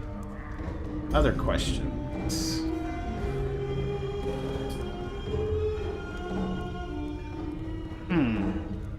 You don't think small, do you? If you want to know what's on the outside city, go talk to Kit. Yep. Tell me of keys and portals. Sigil's called the cities of doors for a reason, lad. There's portals everywhere. Portals are, well, like doors that lead across the multiverse, except they don't look like doors. Instead, they can be any bounded space, window, door, pothole, picture frame, barrel hoop, the spaces inside scaffolding, a wardrobe. Each could be a portal, waiting for just the right key to open it and take you someplace in the multiverse. Now, keys, go on. Each portal has a key you need to open it. Now, while portals can be any bounded space, keys have more variety. They can be anything from a little tune you hum when next to the portal, to dancing to a jig, to being in the right mood, to having a piece of the place you want to go in your hand, and on and on. In my youth, I'll get caught up on chat here in a minute. In my youth, I once convinced a girl that kissing a man beside it could open a portal to Arcadia. Turned out I was right, and many trips to Arcadia did we have. Many portals probably have never been found. There's some you can uncover just by asking people and getting the right key. Finding out the dark of a portal is the toughest part, but I warn you, lad, portal hopping shouldn't be a pastime for a fellow in your way, nor should you be wandering Sigil after dark either. You do best to stick to the main ways and open peek and watch yourself. I think I'm good. Thanks.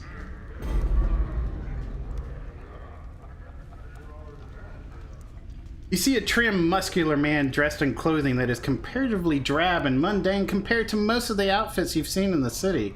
He carries himself with an air of supercilious, I am saying this wrong, arrogance. He also looks dramatically out of place here. What do you want? He asks. We're gonna ask, who are you? I am, alas, Alias. Alias? We're gonna go with Alias. Alias. Alias. Alias? Who cares? Warrior of renown, surely you've heard of me. No. Can it truly be that none in this town have heard of me, of my exploits? Alas, I shall have to prove myself all over again. Here I had thought my fame has spread across the world. What world are you from? I've come from the city of Alaburn of the river Tammy. Surely you've heard of its glories and wonders. No matter. This place is benighted and arrogant when it comes to the splendors of true cities. I am told that my land is what is called a prime by the denizens of the city, though a prime of what I don't know. How did you get here? I was chasing my old foe, the villainous life shade, Tyr Tanalo. He pauses and waited for acknowledgement, then continues. He conjured his demonic magic and opened himself a doorway and hurled himself through it. Before he could flee me entirely, I threw myself after him and found myself here. I get it. You're one of the clueless. So that's why they keep calling me clueless, because I guess I'm not from around here. We're gonna go. That sounds quite like the adventure. What knowledge do you seek? What are the patrons of this tavern? I've met only Abcricknes, who's been instructing me in the ways of the city and the plains. My foe's spell must have catapulted us far across the world, for I know of no plains near our former location.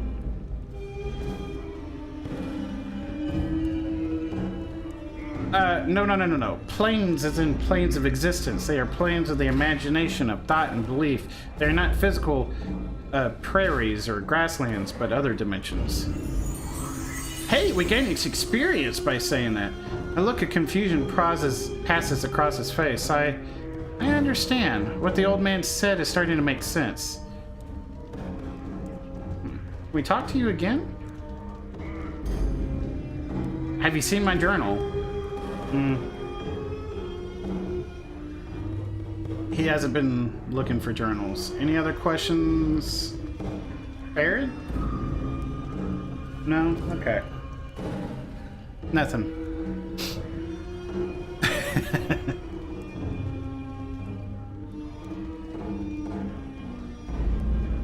Barkus. Well, before we get to Barkus, let's talk to Ilquix. You see a short, round-toned man with a perplexed expression on his face. From the lines of his loose skin, it looks like it's not too uncommon. He carries a flagon of ale that looks like it's in the process of being emptied rapidly. In between swallows, he speaks in a gentle voice, so quiet that you can barely hear his words. Hello, traveler. My name is Ilquix. Can I be of some assistance to you? Greetings. What did you want to know, my friend? Who exactly are you? I'm but a humble man with a slight flowery poetical bent and tendency toward the supernatural. I regret that I have none of my supplies here, or I should be most eager to teach you the ways of the power. Other question. What about this place? A fine establishment with a fine owner. Braxis is a true gentleman and ambitious to increase his standing to boot. Patrons? The patrons of this tavern are many and varied. I've spoken with most and find them delightful, with the exception of those creatures of law. He gestures toward a pair of, is it Abishai? Sitting in the corner. They taint the air with their presence, lending an unwholesome stench to an otherwise pleasant environment. I recommend speaking to Barkus. I understand he requires some aid with a trifling matter. Then we have that old character. I'm still trying to understand him fully. It is quite an undertaking, if I say to myself. Those are the folk of interest here. The others, well, perhaps I am too discriminating. Why do you despise the creatures of law? Fine question, my friend. My upbringing has been on the chaotic side of the Great Ring. You may speak to Candrian and Ilborn, a misnomer if I've ever heard one of the plains. He fancies himself a great planewalker. Returned from my digression, I have lived many years with chaos and find it pleasably agreeable. To me, the taint of law, as in those creatures there, is reprehensible and tyrannical. If I were to be crushed underfoot, I'd rather it be by an individual than a machine that knows nothing of emotion. Cheers. Yeah, oh man, so much reading tonight. We've only had 2 basically encounters. We've encountered thugs in the streets, here and there, and we cleared out the mausoleum. The rest of it has been talk. And I've gone through 3 cups. Am I on my 4th cup now? I can't remember. Man. But it's the story is rich, it's interesting. I want to see more about me versus more about Sigil. But we can't overlook the chance of asking more about Sigil because I'm a complete noob to Torment, Planescape Torment, whatever. Planescape Torment. I'm a complete noob to it, so we have to at least ask these questions and get interested and find out more, and as we get through the chapters later, I'm sure the story gets more and more interesting. So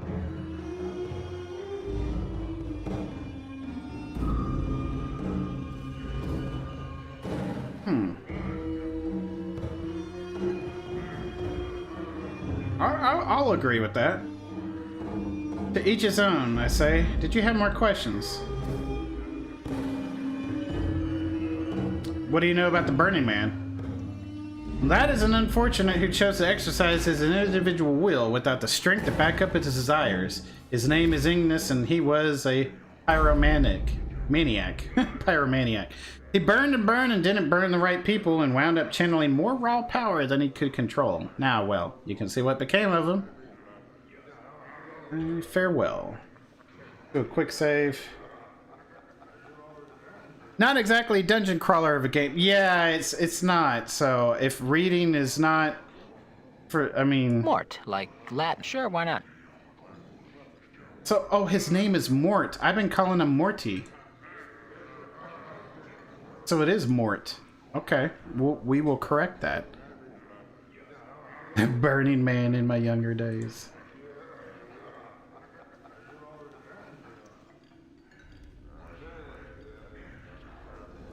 You see a leather-skinned man with just a hint of ashen color to his face. His teeth seem sharper than normal, and his eyes are filled with the boredom that comes with having seen too much. His voice is nasal and clipped. You again, eh? What do you want this time? Uh-oh. What do you mean?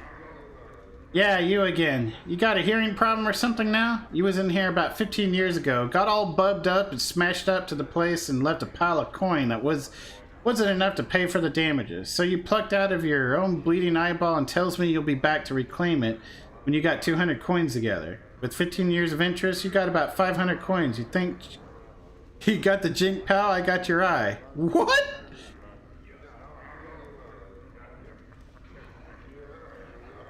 $500? That's ridiculous. That it is. Tell you what, give me 300 and the eye is yours. Still can't afford it. Then you're not getting your eye back. Makes sense? Come talk to me when you got the jink. Very well. Wait. Before you leave, I had other questions. Who are you? Oh, so he's the owner. Okay. What is this place? Didn't you see the sign up front?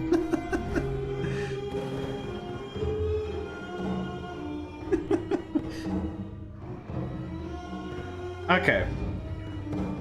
Didn't you see the burning over the furnace when you came in? Isn't the smoldering corpse cutter best damn bub house in Sigil? At least it's the best damn bub house in this part of the Hive, which makes it one of the best in Sigil. Hell, they got fancy places with plants and such in the ladies' ward, and they got fiendish taverns salted around the rest of the Hive, but none of them got the character of the smoldering corpse. Tell me something else. Well, what about the patrons here? Yeah, he should probably know a bit more. What do you all think about the volume of the music versus his voice? I find it slightly too loud. What do you think? You agree? We can adjust that.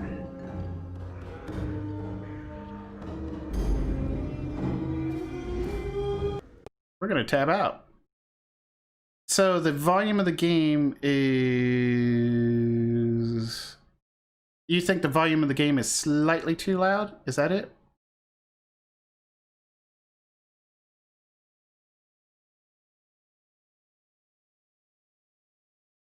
I've knocked it down a few decibels. Let's see if that makes a difference.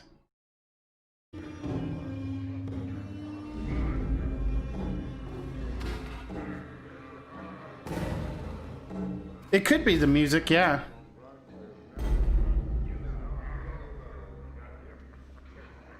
I knocked it down a notch.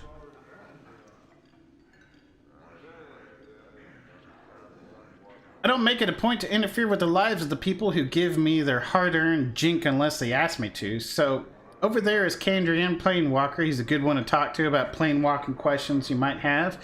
He's pretty much everywhere. Down there is Eb, Crickneys, an old Harmonium basher. Don't hold that against him. And a tout. He's a good heart in him. He knows Sigil up and down. There's fiends over there, or Athelogrin and Tigrin. Word of advice, don't deal with them. They might be low rankers in the fiend hierarchy, but they still fiends. Then you got Ilquix over there, not trustworthy, and some mercy killers looking for some poor sod. Dak'kon, the Githzari, is a mystery to me. Don't know much about him. He don't talk much. Finally, you, interested in earning some free bub. Free bub? Sure. There's a bubber over against the far wall, hanging about in the shadows, who's been trying to work up her courage to slip out without covering her tab. I'm waiting to make sure she don't do that. You do it, you got free bub here for life.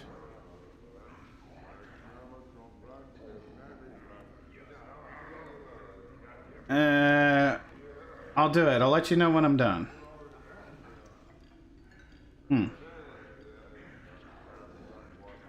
Could you? Yeah.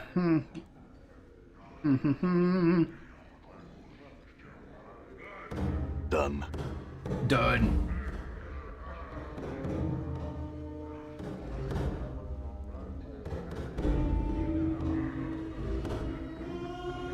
Mercy Killer Patron. An armored behemoth. This man is huge. He also seems to have a very keen eye. It misses nothing that transpires around him. It also seems that he has no interest in speaking to you. I'd like to ask you some questions.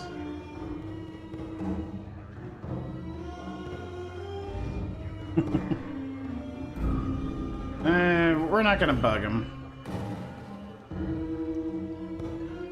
Let's go to Dak'kon.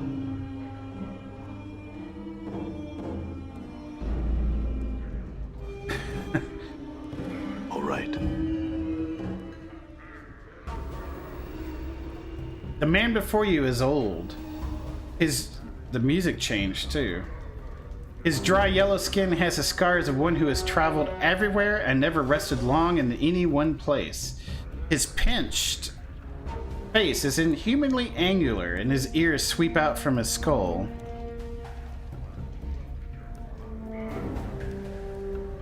I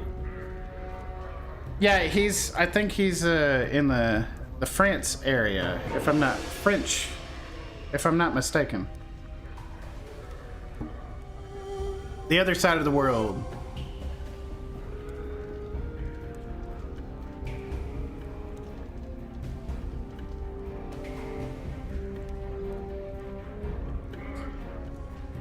He wears a loose-fitting orange tunic, and a strange shimmering blade is strapped across his back. The blade looks to be a two-pronged glaive made of some metal whose surface swirls like a film of an oil in a pond. Greetings. The man turns to you, his eyes like polished coal. He stares through you, and for a moment you wonder if he might be blind. The weapon suddenly turns a dead, flat black, mirroring the man's eyes. Are you all right? Hail, traveler. He says nothing for a moment, merely searches your face with his eyes. His voice is quiet and somber, like a wind whispering through the branches of a great tree. I'm gonna say hail. Your eyes have the weight of one who has traveled far to be in this place. The man meets your gaze, his eyes burrowing into yours. His weapon drains of its black color, resuming its shimmering you noticed before you spoke to him. You could say that. The man's gaze does not waver from yours. I am known as Dak'kon. The emphasis he places on the word known strikes you as odd, yet familiar at the same time. You are not known to me. I do not even know myself. That is for the best. In knowing yourself, there would be little in the plains left worth knowing. He falls silent for a moment, still studying you with his cold black eyes. I would know why you have come to the city. I'm actually looking for answers. Your features are unfamiliar to me. What are you? A Githzeri. What is that? Is one of the people. One of the people. Yes, but we are the Githzeri. What are the Githzeri exactly? Our history does not need to be made known to you. We would bleed to death on Time's blade before I recited a fraction of the histories of our people. I don't need to know the history. What about what they are now? Know this and accept it as answer. We are the people who make our home upon the shifting plane of limbo. With a deft motion, he slips a blade from his back and holds it before him. Wait, see what happens. There. We mold the matter of limbo with our minds. We forge cities with our thoughts. As you watch, a series of rippling waves of metal begin to roll forth from the center of the blade. The pitch and crest of the wave matches the inflections in Dak'kon's voice. It is chaos we dwell, with only our knowing to preserve us. We are the Githzeri. It moved and shifted to your voice. Yeah, what is that blade? It is a Karach blade. It is an object that lets others know the rank of the wielder. What does that mean? In your tongue, the closest translation is... I just hiccuped. Chaos matter. The people may have Shape it with their thoughts. People? Ah. So you're saying they can shape it. It's not shaped by heat, but by knowing oneself. It is a mirror that reflects the will of the wielder on its surface and its edge. When one knows themselves, the blade is strong, harder and stronger than steel. When one does not, the blade is as water, formless and weak. What rank does it signify? It's carried by a Zerth. A Zerth is one who knows the words of Zerthamon. Zerthamon. And knowing the words of Zerthamon, they know themselves. He founded our race. He knew the Zare before they knew themselves. He defined the people and gave them one mind. Other questions. What about the city? Nothing to eat. Other questions. What do you mean by knowing? And if a man does not know himself? When a mind does not know itself, it is flawed. When a mind is flawed, the man is flawed. When a man is flawed, that which he touches is flawed. It is said that what a flawed man sees, his hands make broken. Okay. What about Farid?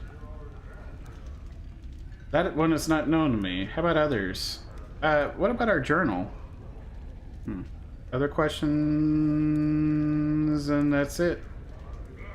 As you turn and leave, the man speaks sharply. The first time you have heard his tone change since the conversation began. Hold. The city is not known to you. I would travel your path with you. Oh. I accept. An extra blade would be welcome. Your path is mine. Strangely enough, his voice seems distant, and it echoes as if he was speaking from across a great distance. Okay, very well, let's go. Wow! We just got another party member.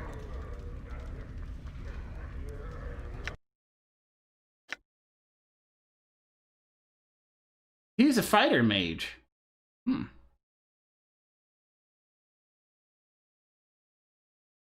Lawful neutral. This will be on Friday's quiz.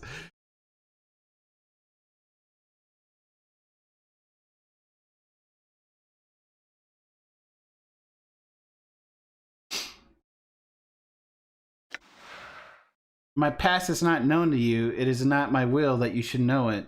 Know that I bear the scars of one who has traveled the plains. Know that I've never rested long in any one place. Know that I bear the weight of one who has traveled far to be in this place. Know that I am Gazare. Know that I am the people of Zerthamon. It was Zerthamon who knew the Gazare before we knew ourselves. They ceased to be slaves and became a people. Know that I follow the unbroken circle of Zerthamon. His words are known to me. His heart is known to me. All that remains is that I know myself.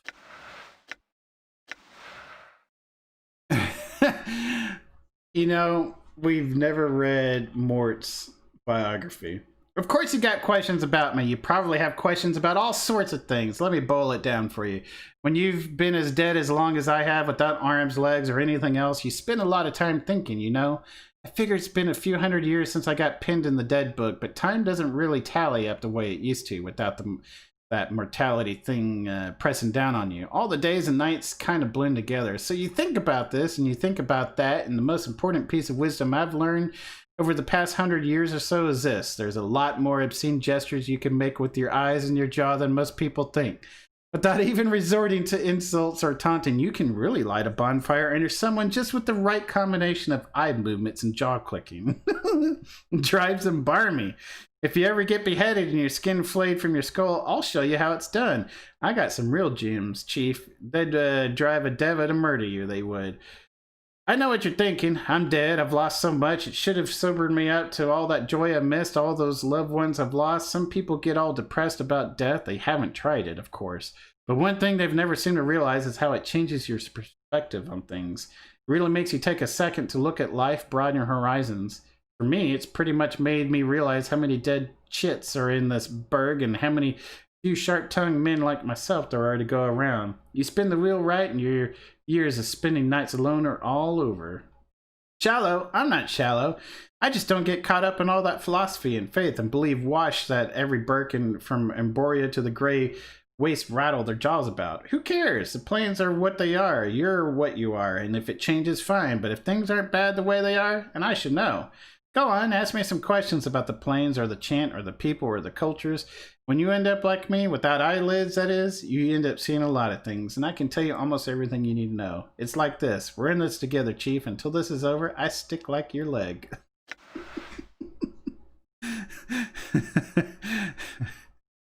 Morty's excellent non-tropey comedic. Yeah, don't knock it till you try it. That's right.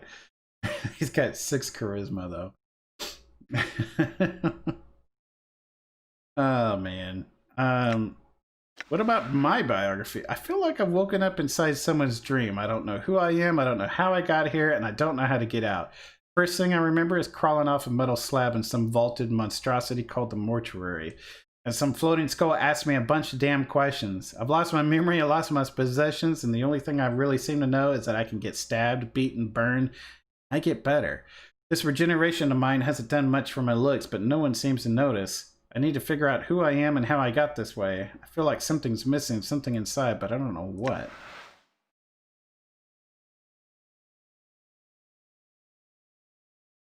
Alrighty then. What do I mean unused slots? Weapon fish. What do you mean unused slots?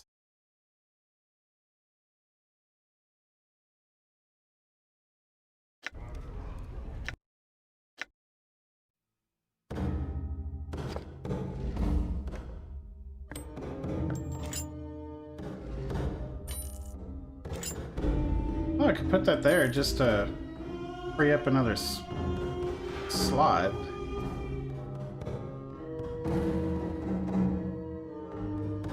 Hmm.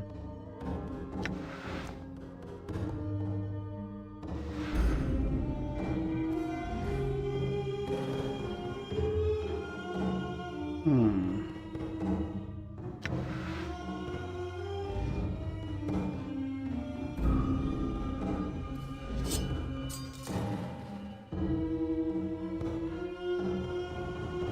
Is there like a skill tree or something?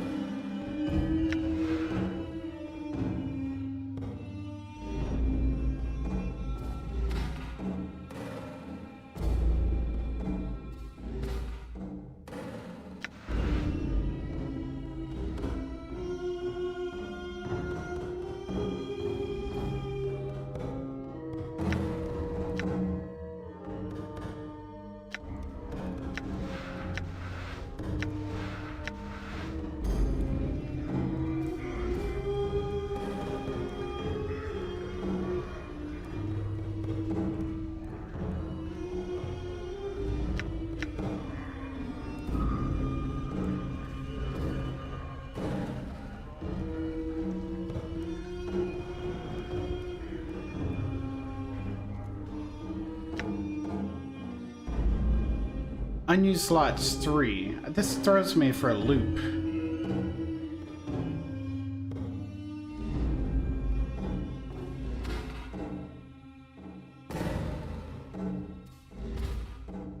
Hmm.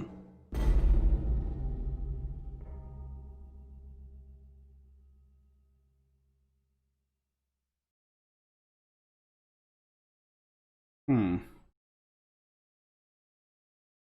Maybe death is like hitting the snooze button forever. We just know that we can't be killed. We just lose more of our memory if we die again.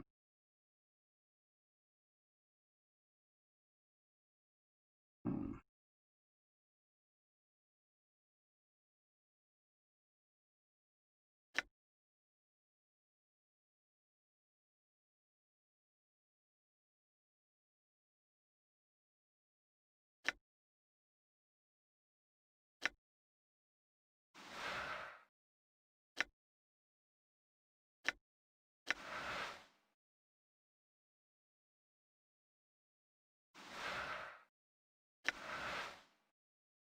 Hmm.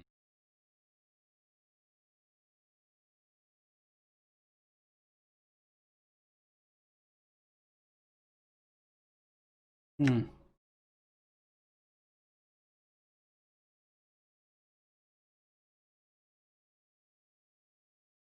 I cannot part with that.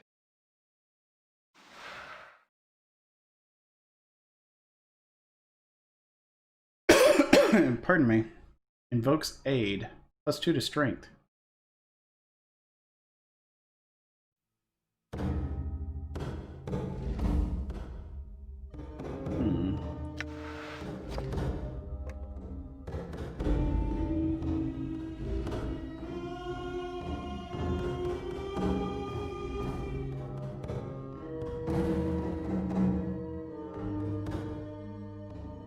Okay, I think we're going to continue on here.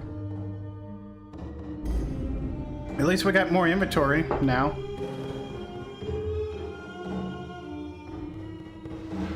Two to 9, +1 armor class, Dak'kon +1 as well. Nice. That's a sword, huh? So now we are a party of 3. That's pretty cool. I'm gone. Let's talk to O. You see this man standing stock still. He isn't moving a muscle. On closer examination, it appears that he isn't even breathing, just standing. His eye sockets are empty holes in his face. Contained within their bounds is a flat gray light that seems to dance with possibility. Looking into the sockets, the eerie, empty feeling of a limitless void shivers through you, as if you had gazed into a silver of eternity. Then the head slowly swivels towards you. You notice that no muscles appeared to move under his skin as he turns, and he speaks in a pure bell-like tone. Well met, Wanderer. You have forgotten again, haven't you? You know me.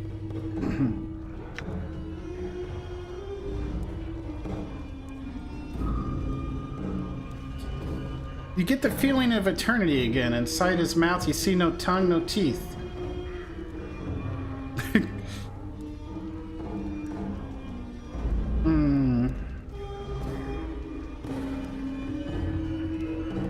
I'll definitely keep your mother in thoughts and prayers, Leonid.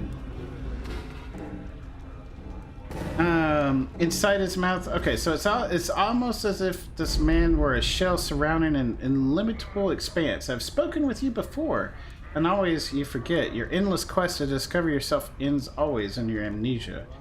You draw close to the truth and recoil. Let us hope that you have the strength to endure your existence. What do you know? I know that you, like a fly, rise up from the wreckage of your old shell, buzz about for a time, and curl up and die at the window of the truth. You bumble about the pain and seeking the light without any plan of your actions, and fall exhausted when you fail. You alight on others to feed from them for a time and move on with no regard to them. I've watched you come here and listen to your words and watched you move away no wiser. Will you learn from your mistakes? Who are you? I am O.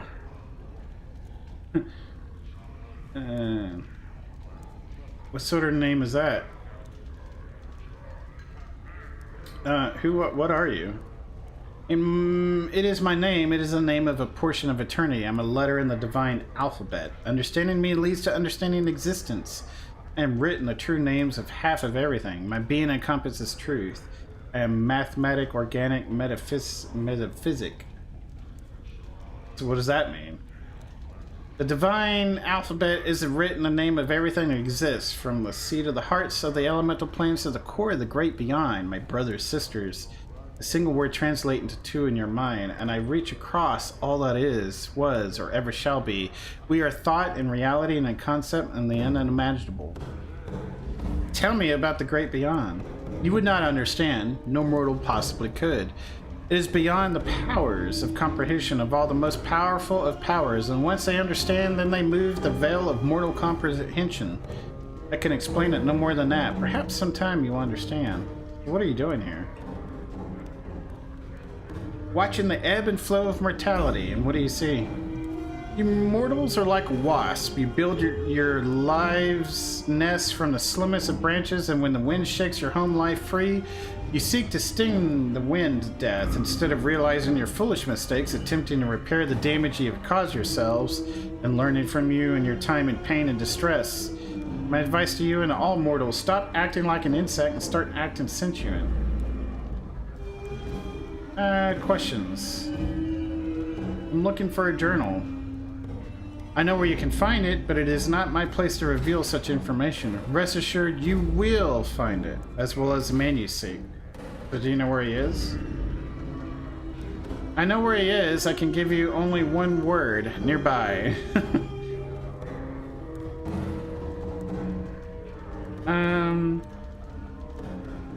Tell me about yourself. Ah, okay. Pleased to meet you, and farewell, because we're done talking with him. Okay. He added a little bit more flair.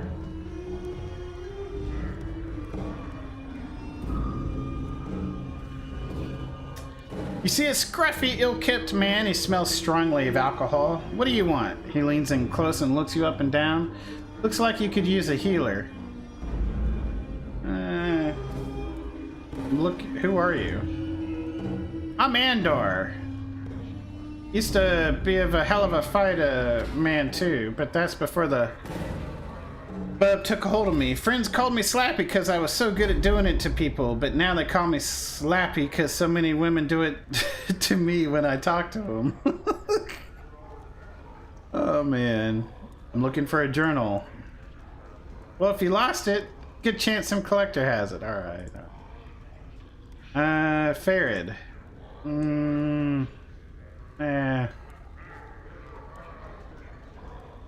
Let's see. I don't think this guy's gonna be able to do anything other than just give us a laugh.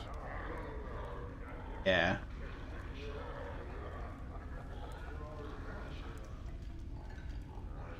Excuse me.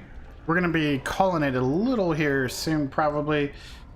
Maybe after we clear this this area. We got some more area to oversee, though. I'm scared to talk to these guys, but we're gonna do it anyway. You see a scaled fiend who looks very similar to the one standing next to him. And it... Listen to that noise. Wow. Okay, in addition to the pierced left ears, both are black-hued and reptilian, with bat wings tucked against themselves. This one is missing a tooth on the right side. Our old friend has returned to pay us a visit. So he has, yet his eyes do not gleam as once they did. What do you suppose brings him back to us? What does bring you back to us, friend? Yeah, can you hear the guttering voice? That's them talking in their language.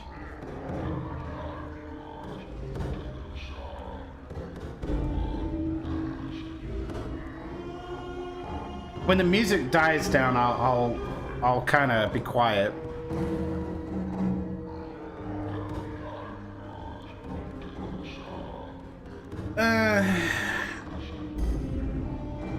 Who are you?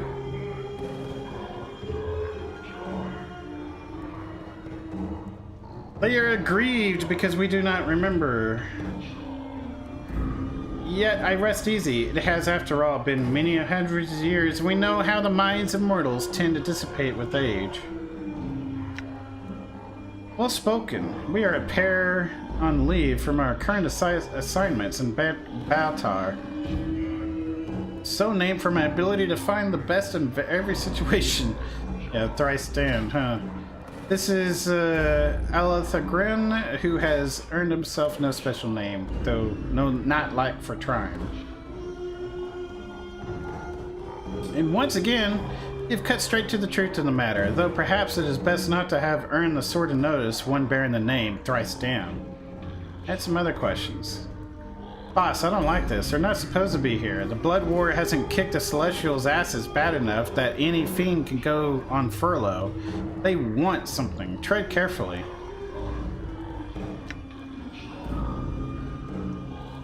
Once again, I maintain that any notice is better than no notice at all. Old friend, does this answer your question as to our identities? I had some other questions. Tell me about fiends. As we see it, there are two kinds: those who are correct and those who are not. Our side, that of the Batazu, is correct. The other side, that of the cursed, hated, chaotic Tenari, is incorrect. We hold the Tenari. Oh, I'm gonna stop. Listen to the guttering talking.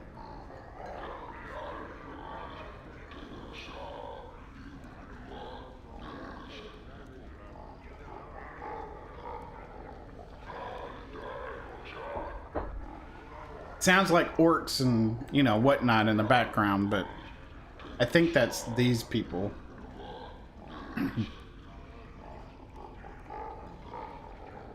We hold the Tenari directly responsible for the Blood War. Were it not for them, we could have settled the lower planes in peace and wouldn't have all the bother of fighting this wretched war, nor with the unfortunate spillovers into the other planes be such of a cause for concern among the namby-pamby and do-gooders. The Tenari are directly to blame for the multiverse sad state of affairs. I want to know what differentiates you.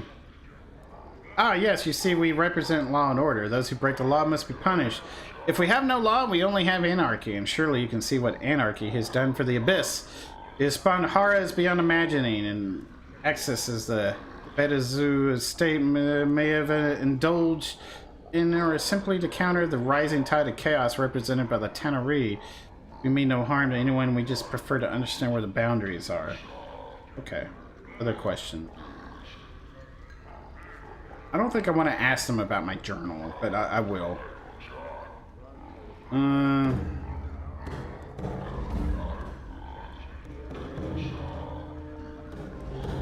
not going to ask him why I should not keep a journal.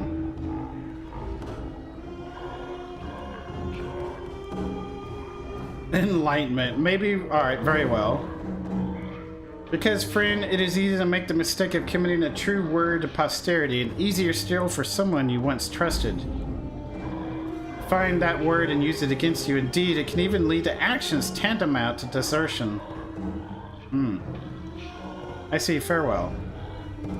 Boss, I'm more sure than ever that these Burks ain't up on the up and up. Sounds to me like they deserted, like they're looking for some angle that'll elevate their status in Baator. You don't want to be talking to them, boss. You don't know what game they're playing, and you could get burned, literally. It's okay, I'm done with them.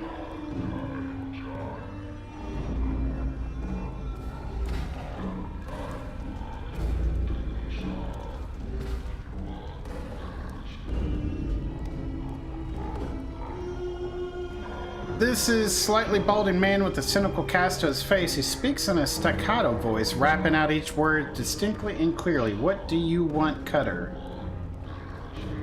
Journal. I haven't seen one. Journals are the very essence of identity. They keep us aware of our past and help us plot our future paths. I always keep a journal myself, and I find I am a better person because of it.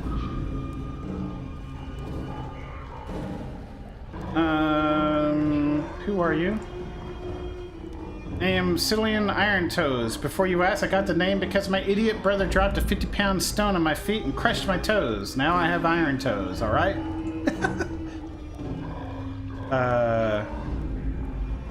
What was it you and your friend saying about Sigil? Ah, my cousin. He stresses the word as if to emphasize that he has no choice in his acquaintance. Has recently come here from her backwater prime world. My uncle and a renowned wizard brought her here to expand her horizons. She labors under the delusion that this is the center of the multiverse and she thinks it is somehow important. Since I've lived here my whole life, I know otherwise. It's a place the powers and Planeborn overlook just as humans overlook the squirrels in their city parks. It's not important, and the sooner humans come to realize they're not important, the better off they'll be. I have to hear her justification for this. In the meantime, can you answer questions? Good day. Actually, talk to you one more time. Oh, yeah, we're good. Yeah, I'm trusting Mort. This is a woman with far off cast to her face. She is not exactly young, nor is she exactly old. Perhaps it's the expression of a slight disbelief that's etched across her features. The expression says that she doesn't believe her senses. When she focuses on you, she speaks sharply, but not angrily. Do you need something? How about a journal? I'm new in town and I can assure you I haven't seen anything that I'd recognize as a journal. I am told that something that appears to be a person couldn't actually be the journal for some other creature. I'm still trying to get my head around the philosophy here. Who are you? I'm Curious Thorntongue. I'm here with my cousin because my uncle doesn't want me wandering the Hive on my own. He doesn't seem to think I'm competent on my own. He may be right. I don't know the city or this plane. Well, I'm not from here. I'm from the Prime. You're from the Prime? Visiting and expanding my horizons. The Prime is a fine place to live, but it's a little too real, I suppose. My uncle gives each of his nieces and nephews a few years in the plains and allows us to remain here if we so desire. I think I might so desire. I'm fascinated and repelled, but then I suppose that's the nature. You have enough knowledge to give me some answers. We're good. Where's this girl we're supposed to talk to?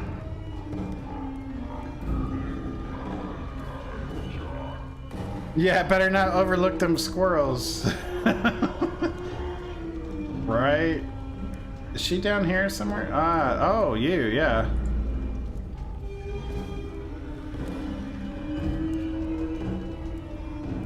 You see someone dressed as a female dustman with a half-empty glass in her right hand. As you near her, she calls out to you. You, over here. You notice that there's something wrong about her, and her exposure to the dustman leads you to believe that she's just too lively to be a real member of the faction. We're gonna approach her. Hey, Cutter, buy a lady a drink. You're not really a dustman, are you? Actually, Barca says it's time for you to solo your tab. She jumps a little and her nervous tension becomes full-fledged anxiety. What are you gonna do? Nothing yet. Answer some questions for me. So you're not really a dustman. Why do you say that? Because you don't act like a dusty, and you're not offering contracts. In fact, you're taking money instead of giving it out for that corpse labor they do at the mortuary. She stifles a squeak of terror and hastens to explain, No, I'm not a dustman. I just found these robes in the street. I didn't have enough money to get good clothes, and I heard there was a dustman thief around. But you could probably find him somewhere else in the southwest part of the Hive. I saw him, but I hid from him. Please don't hurt me.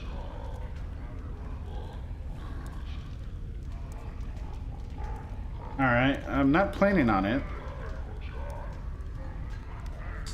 Who are you?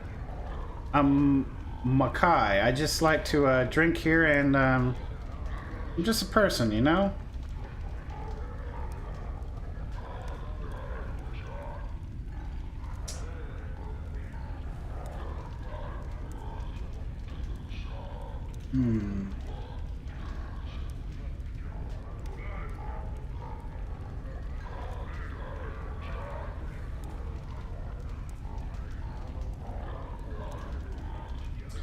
I said farewell. I'm gonna quick save. Can we go pay her tab?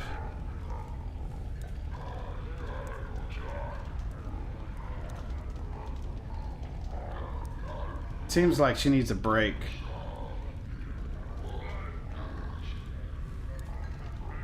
You called her out. I love it.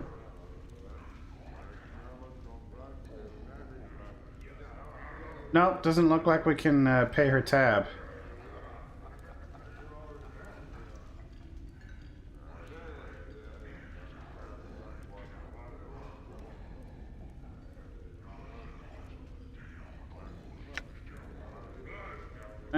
We'll come back for a drink later.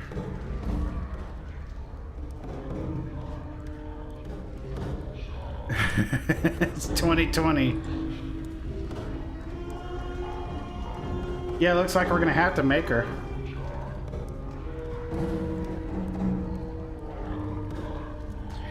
It's time to set your tab. Pay up.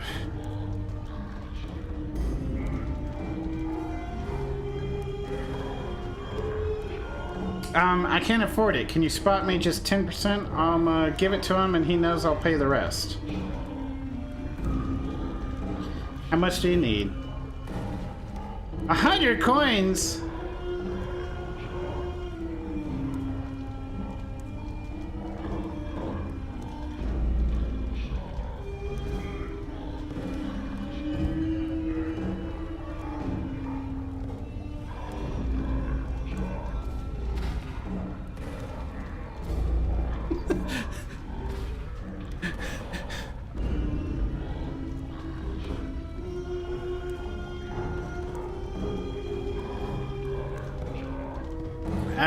I think we'll get a lot more back. I'll lend you the money here.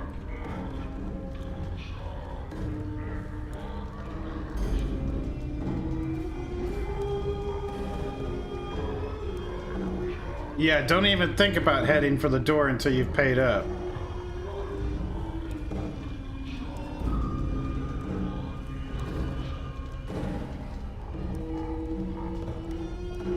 Done. We're just gonna follow her.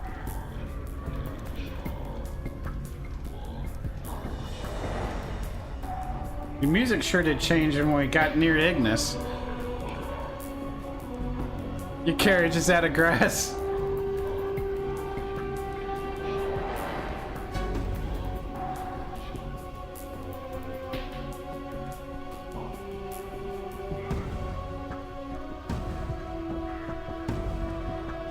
You better, I'll send you him after you again. Alright.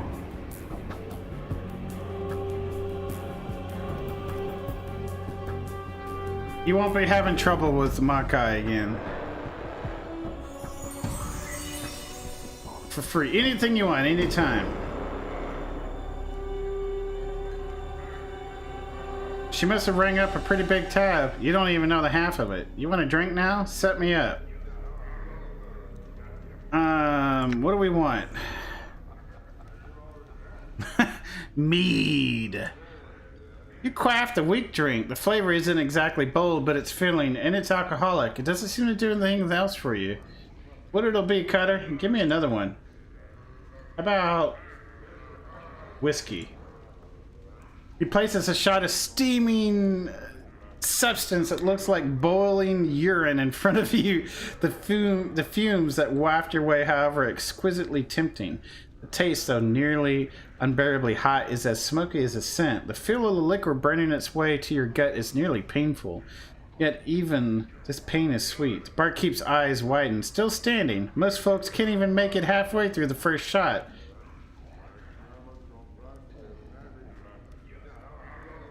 I don't even feel anything. Resting his chin on his hand. You know, Cutter, there's some as have a natural immunity to poisons and such. Some folks call a bub a poison. If that's the case, chances are good you got yourself a handy little defense against poisoners. Well, how about that? I think we'll take another drink.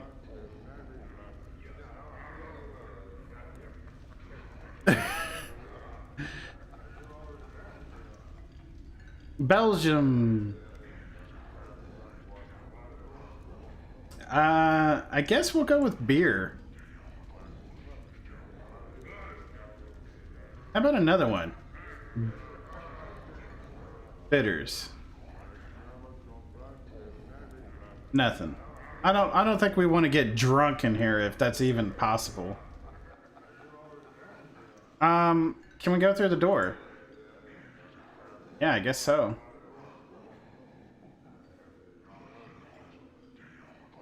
This once functional door is now nailed shut and barred on the inside to protect against thieves. Okay. Well, I think we've finished. Well, we didn't talk to Ignis. We got to figure out what the heck is going on with this guy. We got lots of beers and chocolate. Y'all have the best chocolate.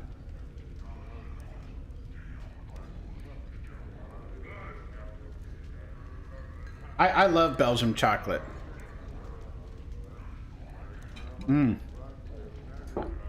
I go to a store here in Dallas that has some Belgian chocolate imported. Oh, it's so good. It's so good. I love it. Man. I don't know exactly. I don't know the name. Who doesn't like chocolate? Exactly.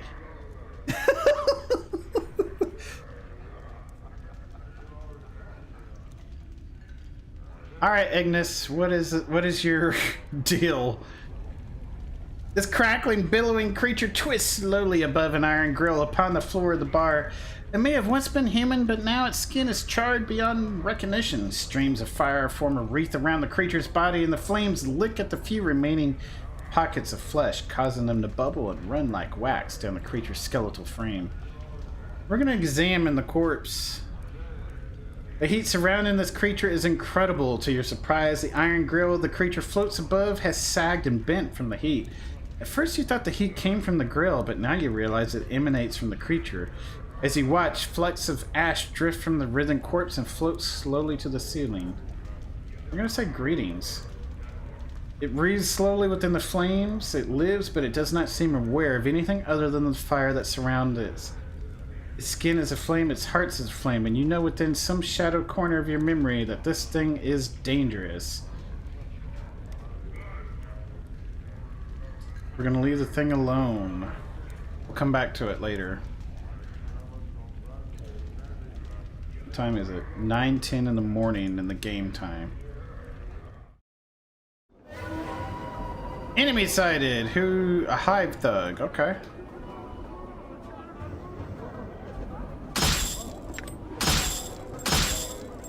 Nope, nope, nope. Get back here. My inventory's not full. We got plenty of inventory space. Look at this. Look at this. All this. Look at all this space. Look at this space.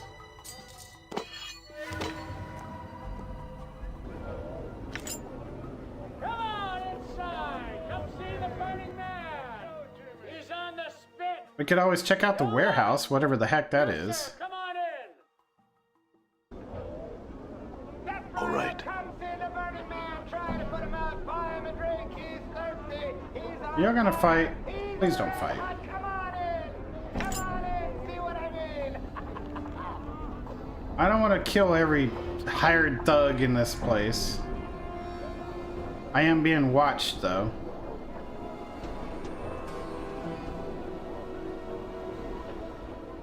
Ah, come on. Actually, up?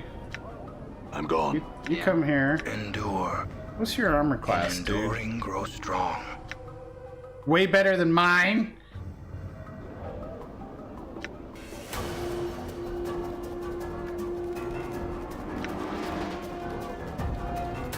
Did you see that?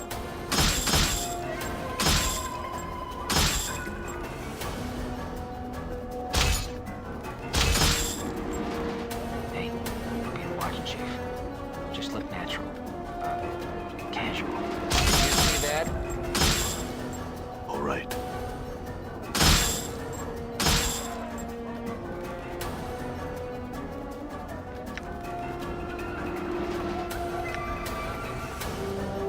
Yeah, I'll take that.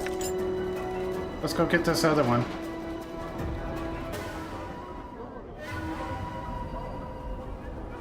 Get back here! Seriously? The running in this game is hysterical, really. I mean, in my head, I'm laughing just constantly. Damn.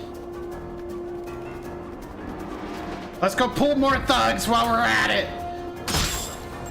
Look what I did to your friend.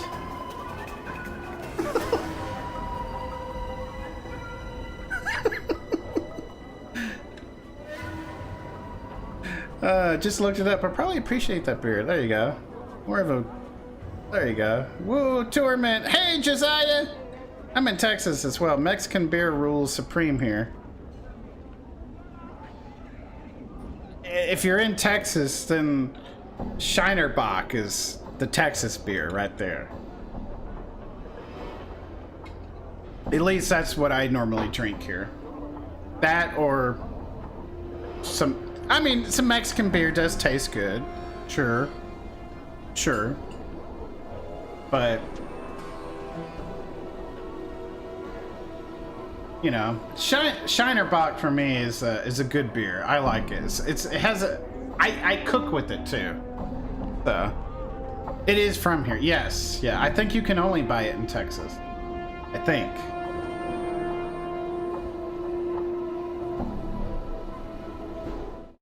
I think.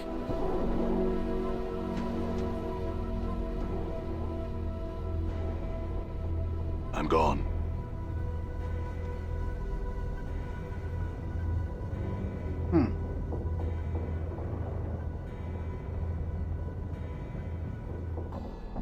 Moving from box to box, this man seems to be totally immersed in counting boxes and scribbling results down on a piece of parchment. He looks annoyed as you interrupt him. What is it now? Can't you see I'm busy taking inventory? Go bother someone else. Farewell. Yeah, I think it was yesterday we cooked, I cooked, sour cream chicken enchiladas for the first time. And my wife, she absolutely loved it. She was like, we're gonna have Mexican tonight? I was like, yeah, we're gonna try this recipe. And it took me about 30 minutes, another 25 minutes in the oven.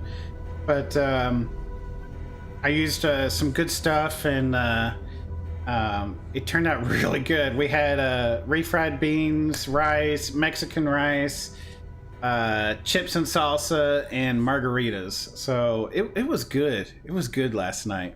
Chicken etouffee. I need it now. Yeah, I do that pretty damn good. What you would spend $80 on in a restaurant is what I cook. I'm just saying. For me to do etouffee, and 2 other dishes that go with it, it takes about $60 in groceries. So it's a big deal. It's a big deal. It takes over an hour to cook for me to get it done, but it comes out good. It comes out good. More seriously, respawns. Okay, I'm a little annoyed with the respawns. A little annoyed.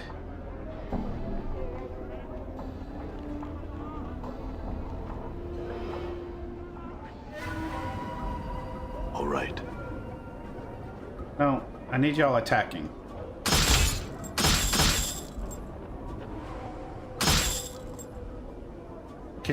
Where's the AI? Think!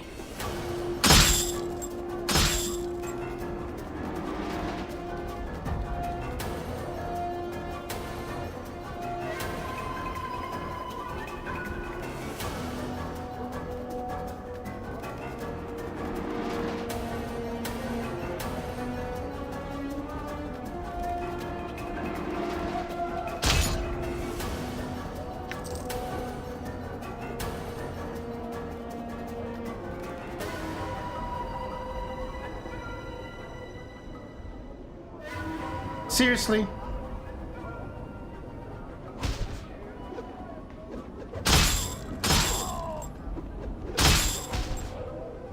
Die. Did you see that?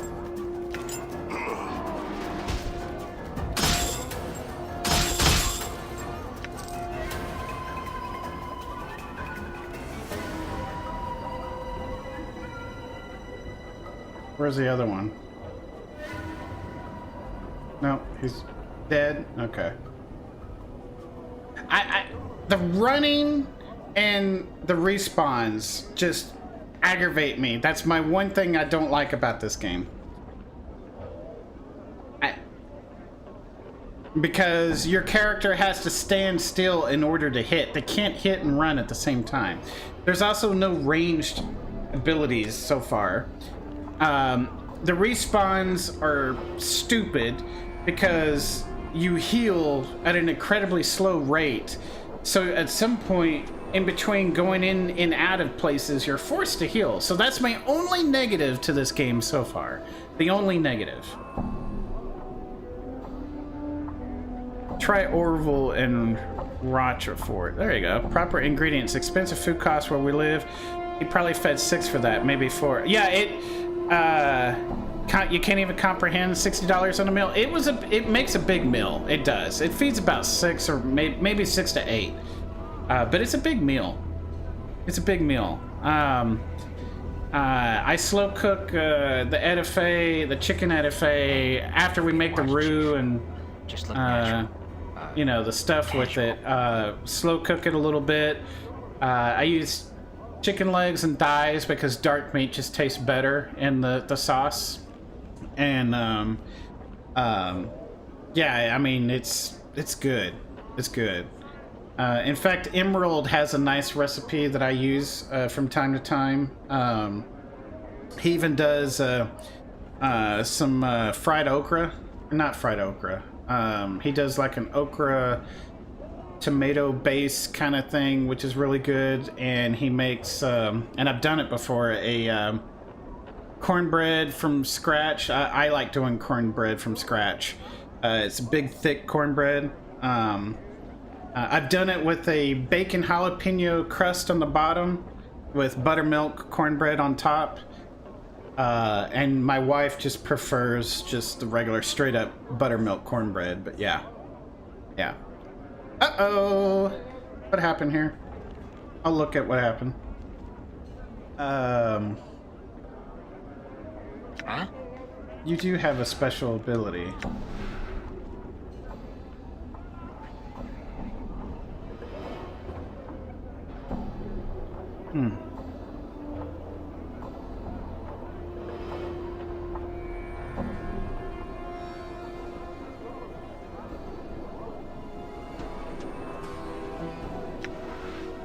I'll have to keep that in mind. That's good to know. Forgot about that. Do you have any special abilities? You do have spells. Wow. Okay, hold up. Reign of Anger. It summons a magical missile that strikes its target unerringly for 3 to 6 points of damage with no saving throw. In addition, the caster gains 1 extra missile every 2 levels. So this is magic missile. Submerge the will. When the will is submerged, new strength is gained. The strength is to endure and protect against adversity. When cast, a magical orb of protective energy arises and protects the recipient from attacks from all directions. Basically gives AC 2 against all attacks and +1 all saving throws for 12 seconds per level of the caster. Power of 1. Increases target strength by a certain number of points.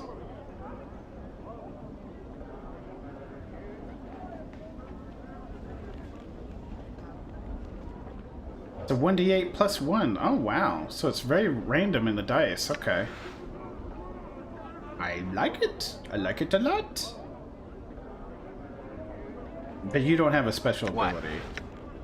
Okay. I will hear you. So he's a fighter mage. Kind of what we want to be when we grow up. Whatever that is. Is it almost nighttime? No, it's 11:32 in the morning. We need to kill one more person. A smoldering corpse, tavern thug, something like that, of whatever. These guys want to fight. Don't you? You want to fight if I stand here?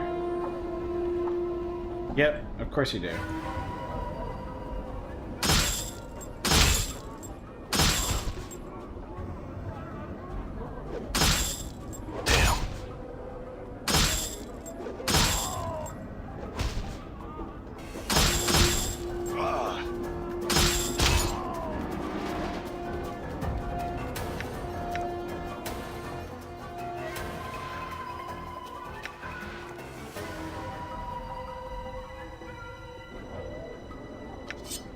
Well, it gives us a reason to go back to the other area and heal up.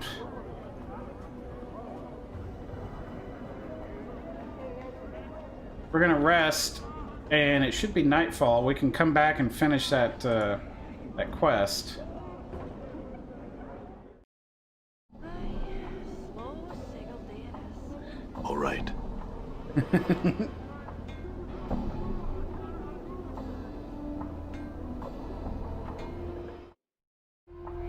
Can we rest in here?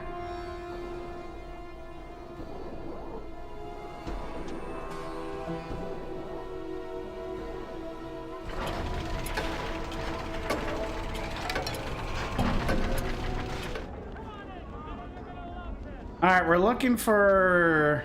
We're gonna have to kill some thugs, I think. Yeah. But we're looking for, yeah, you guys are gonna want to fight at some point. It's usually around here. Maybe it's not night enough? I don't know.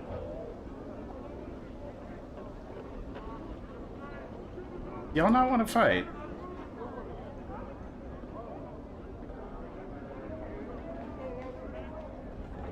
No, y'all are gonna fight, okay. Die. Oh, he just fell over. See that?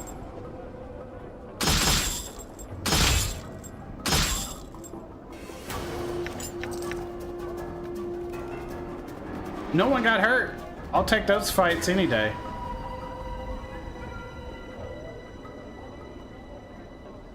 Have you got the kid? Now, if we see a damsel in distress, we are not to help her out. Remember, she baited us. She baited us. She baited us hard.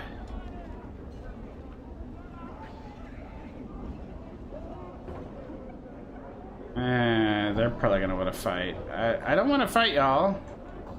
I just want to...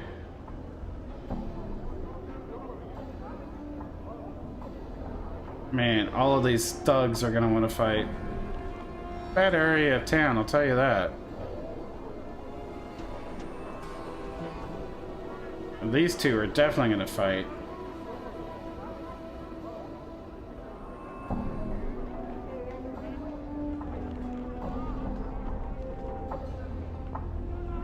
Oh, whoa, whoa, whoa, whoa, whoa, whoa, whoa, whoa, whoa.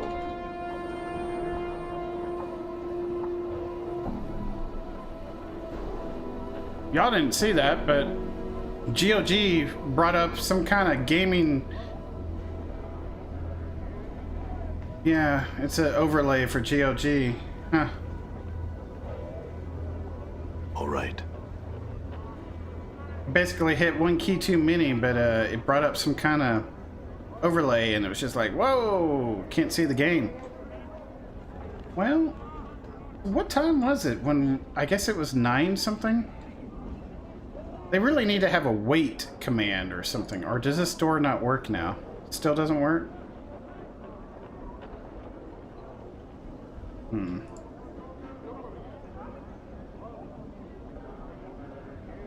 Hey, we're being watched, Chief. Just look natural. Casual. Okay, who is watching us?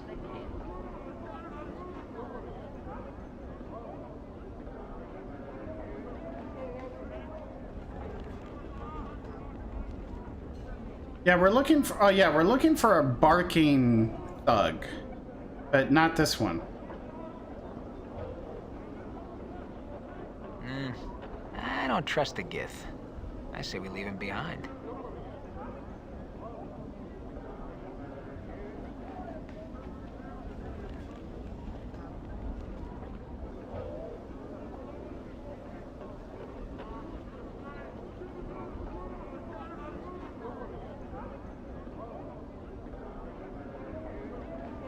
Come on in, Cutter! Come on in, Cutter, you're gonna love this! Greetings. Farewell.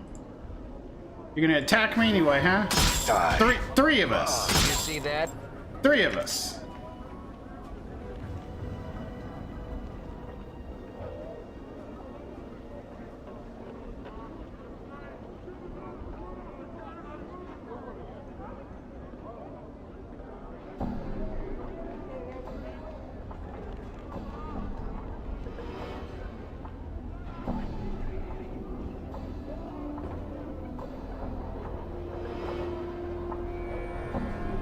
Where the heck are these guys? Dang it, I did it again. Because I'm holding shift and I hit tab to see where they're at. I wonder if we got 3 of them and we just don't know about it. Alright, let's look at the journal screen.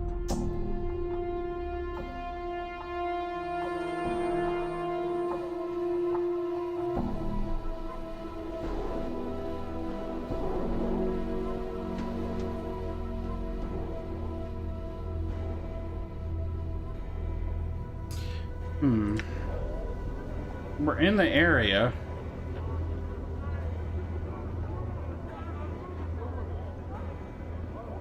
But maybe we have to come back. Yeah, maybe we'll go in and then come out, see if that makes a difference.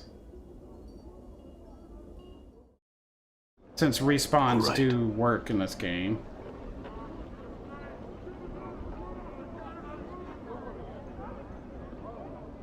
It doesn't look like it.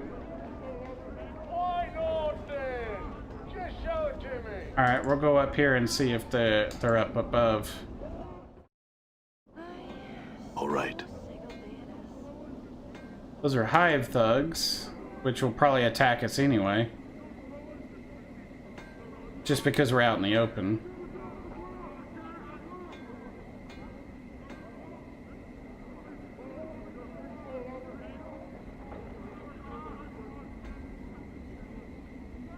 Supposed to be going south of the mortuary. Oh, wait. No, wait, we've already talked to him. Yeah, that's right.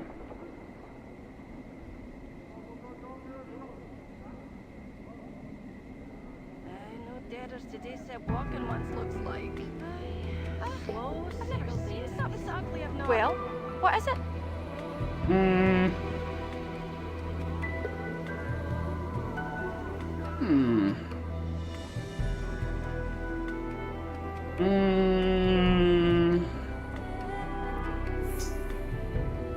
I wish she would join us.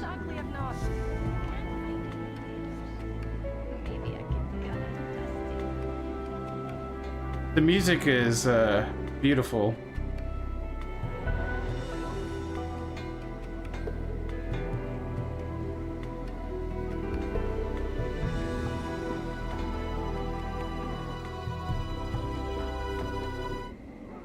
Yeah, I guess we're just gonna go down here.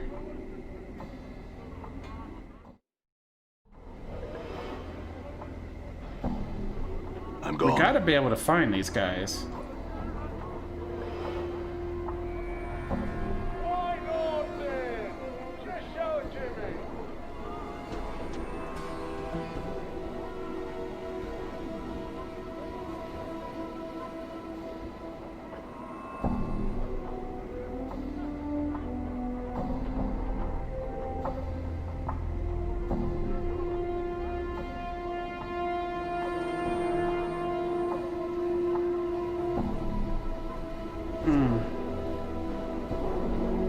We're gonna close your ears and hear me. Question.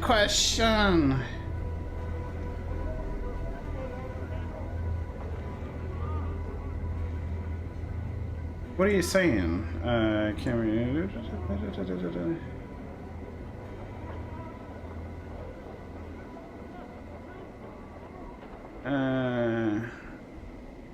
Alright, yeah, we were, we had already spoken with them before, and, we were just seeing if,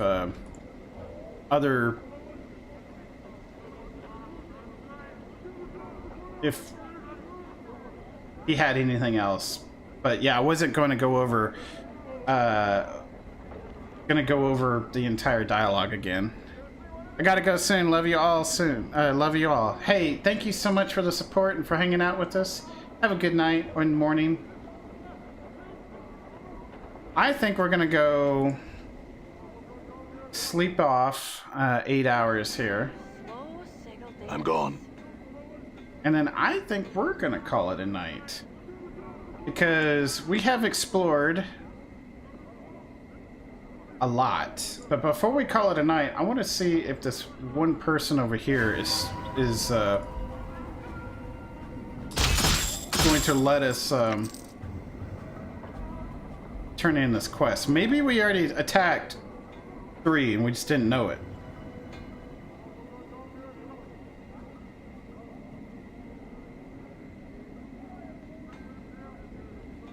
I found and pinned 3 of them. Ah, okay. Okay, so we did. We got it my done. Journal. The powers be not blind in their justice this day. The woman reaches into her spider-like hair and draws forth a copper earring. Here you are. Pretty bit it should fetch. 'Tis worth 33 coppers at least, I'm sure. But she won't be needing it anymore because it belonged to one of her sisters. All right. There we go. 1 quest done. That's why we kept looking for them, but they weren't appearing because we've already killed the 3rd one. So it is 5 in the morning. We've been streaming for 7 hours. It is a good time to call it a night, folks. We're going to be back tomorrow night at 10 p.m. Central Standard Time. That's United States time. For those that are outside of the States, we're going to rest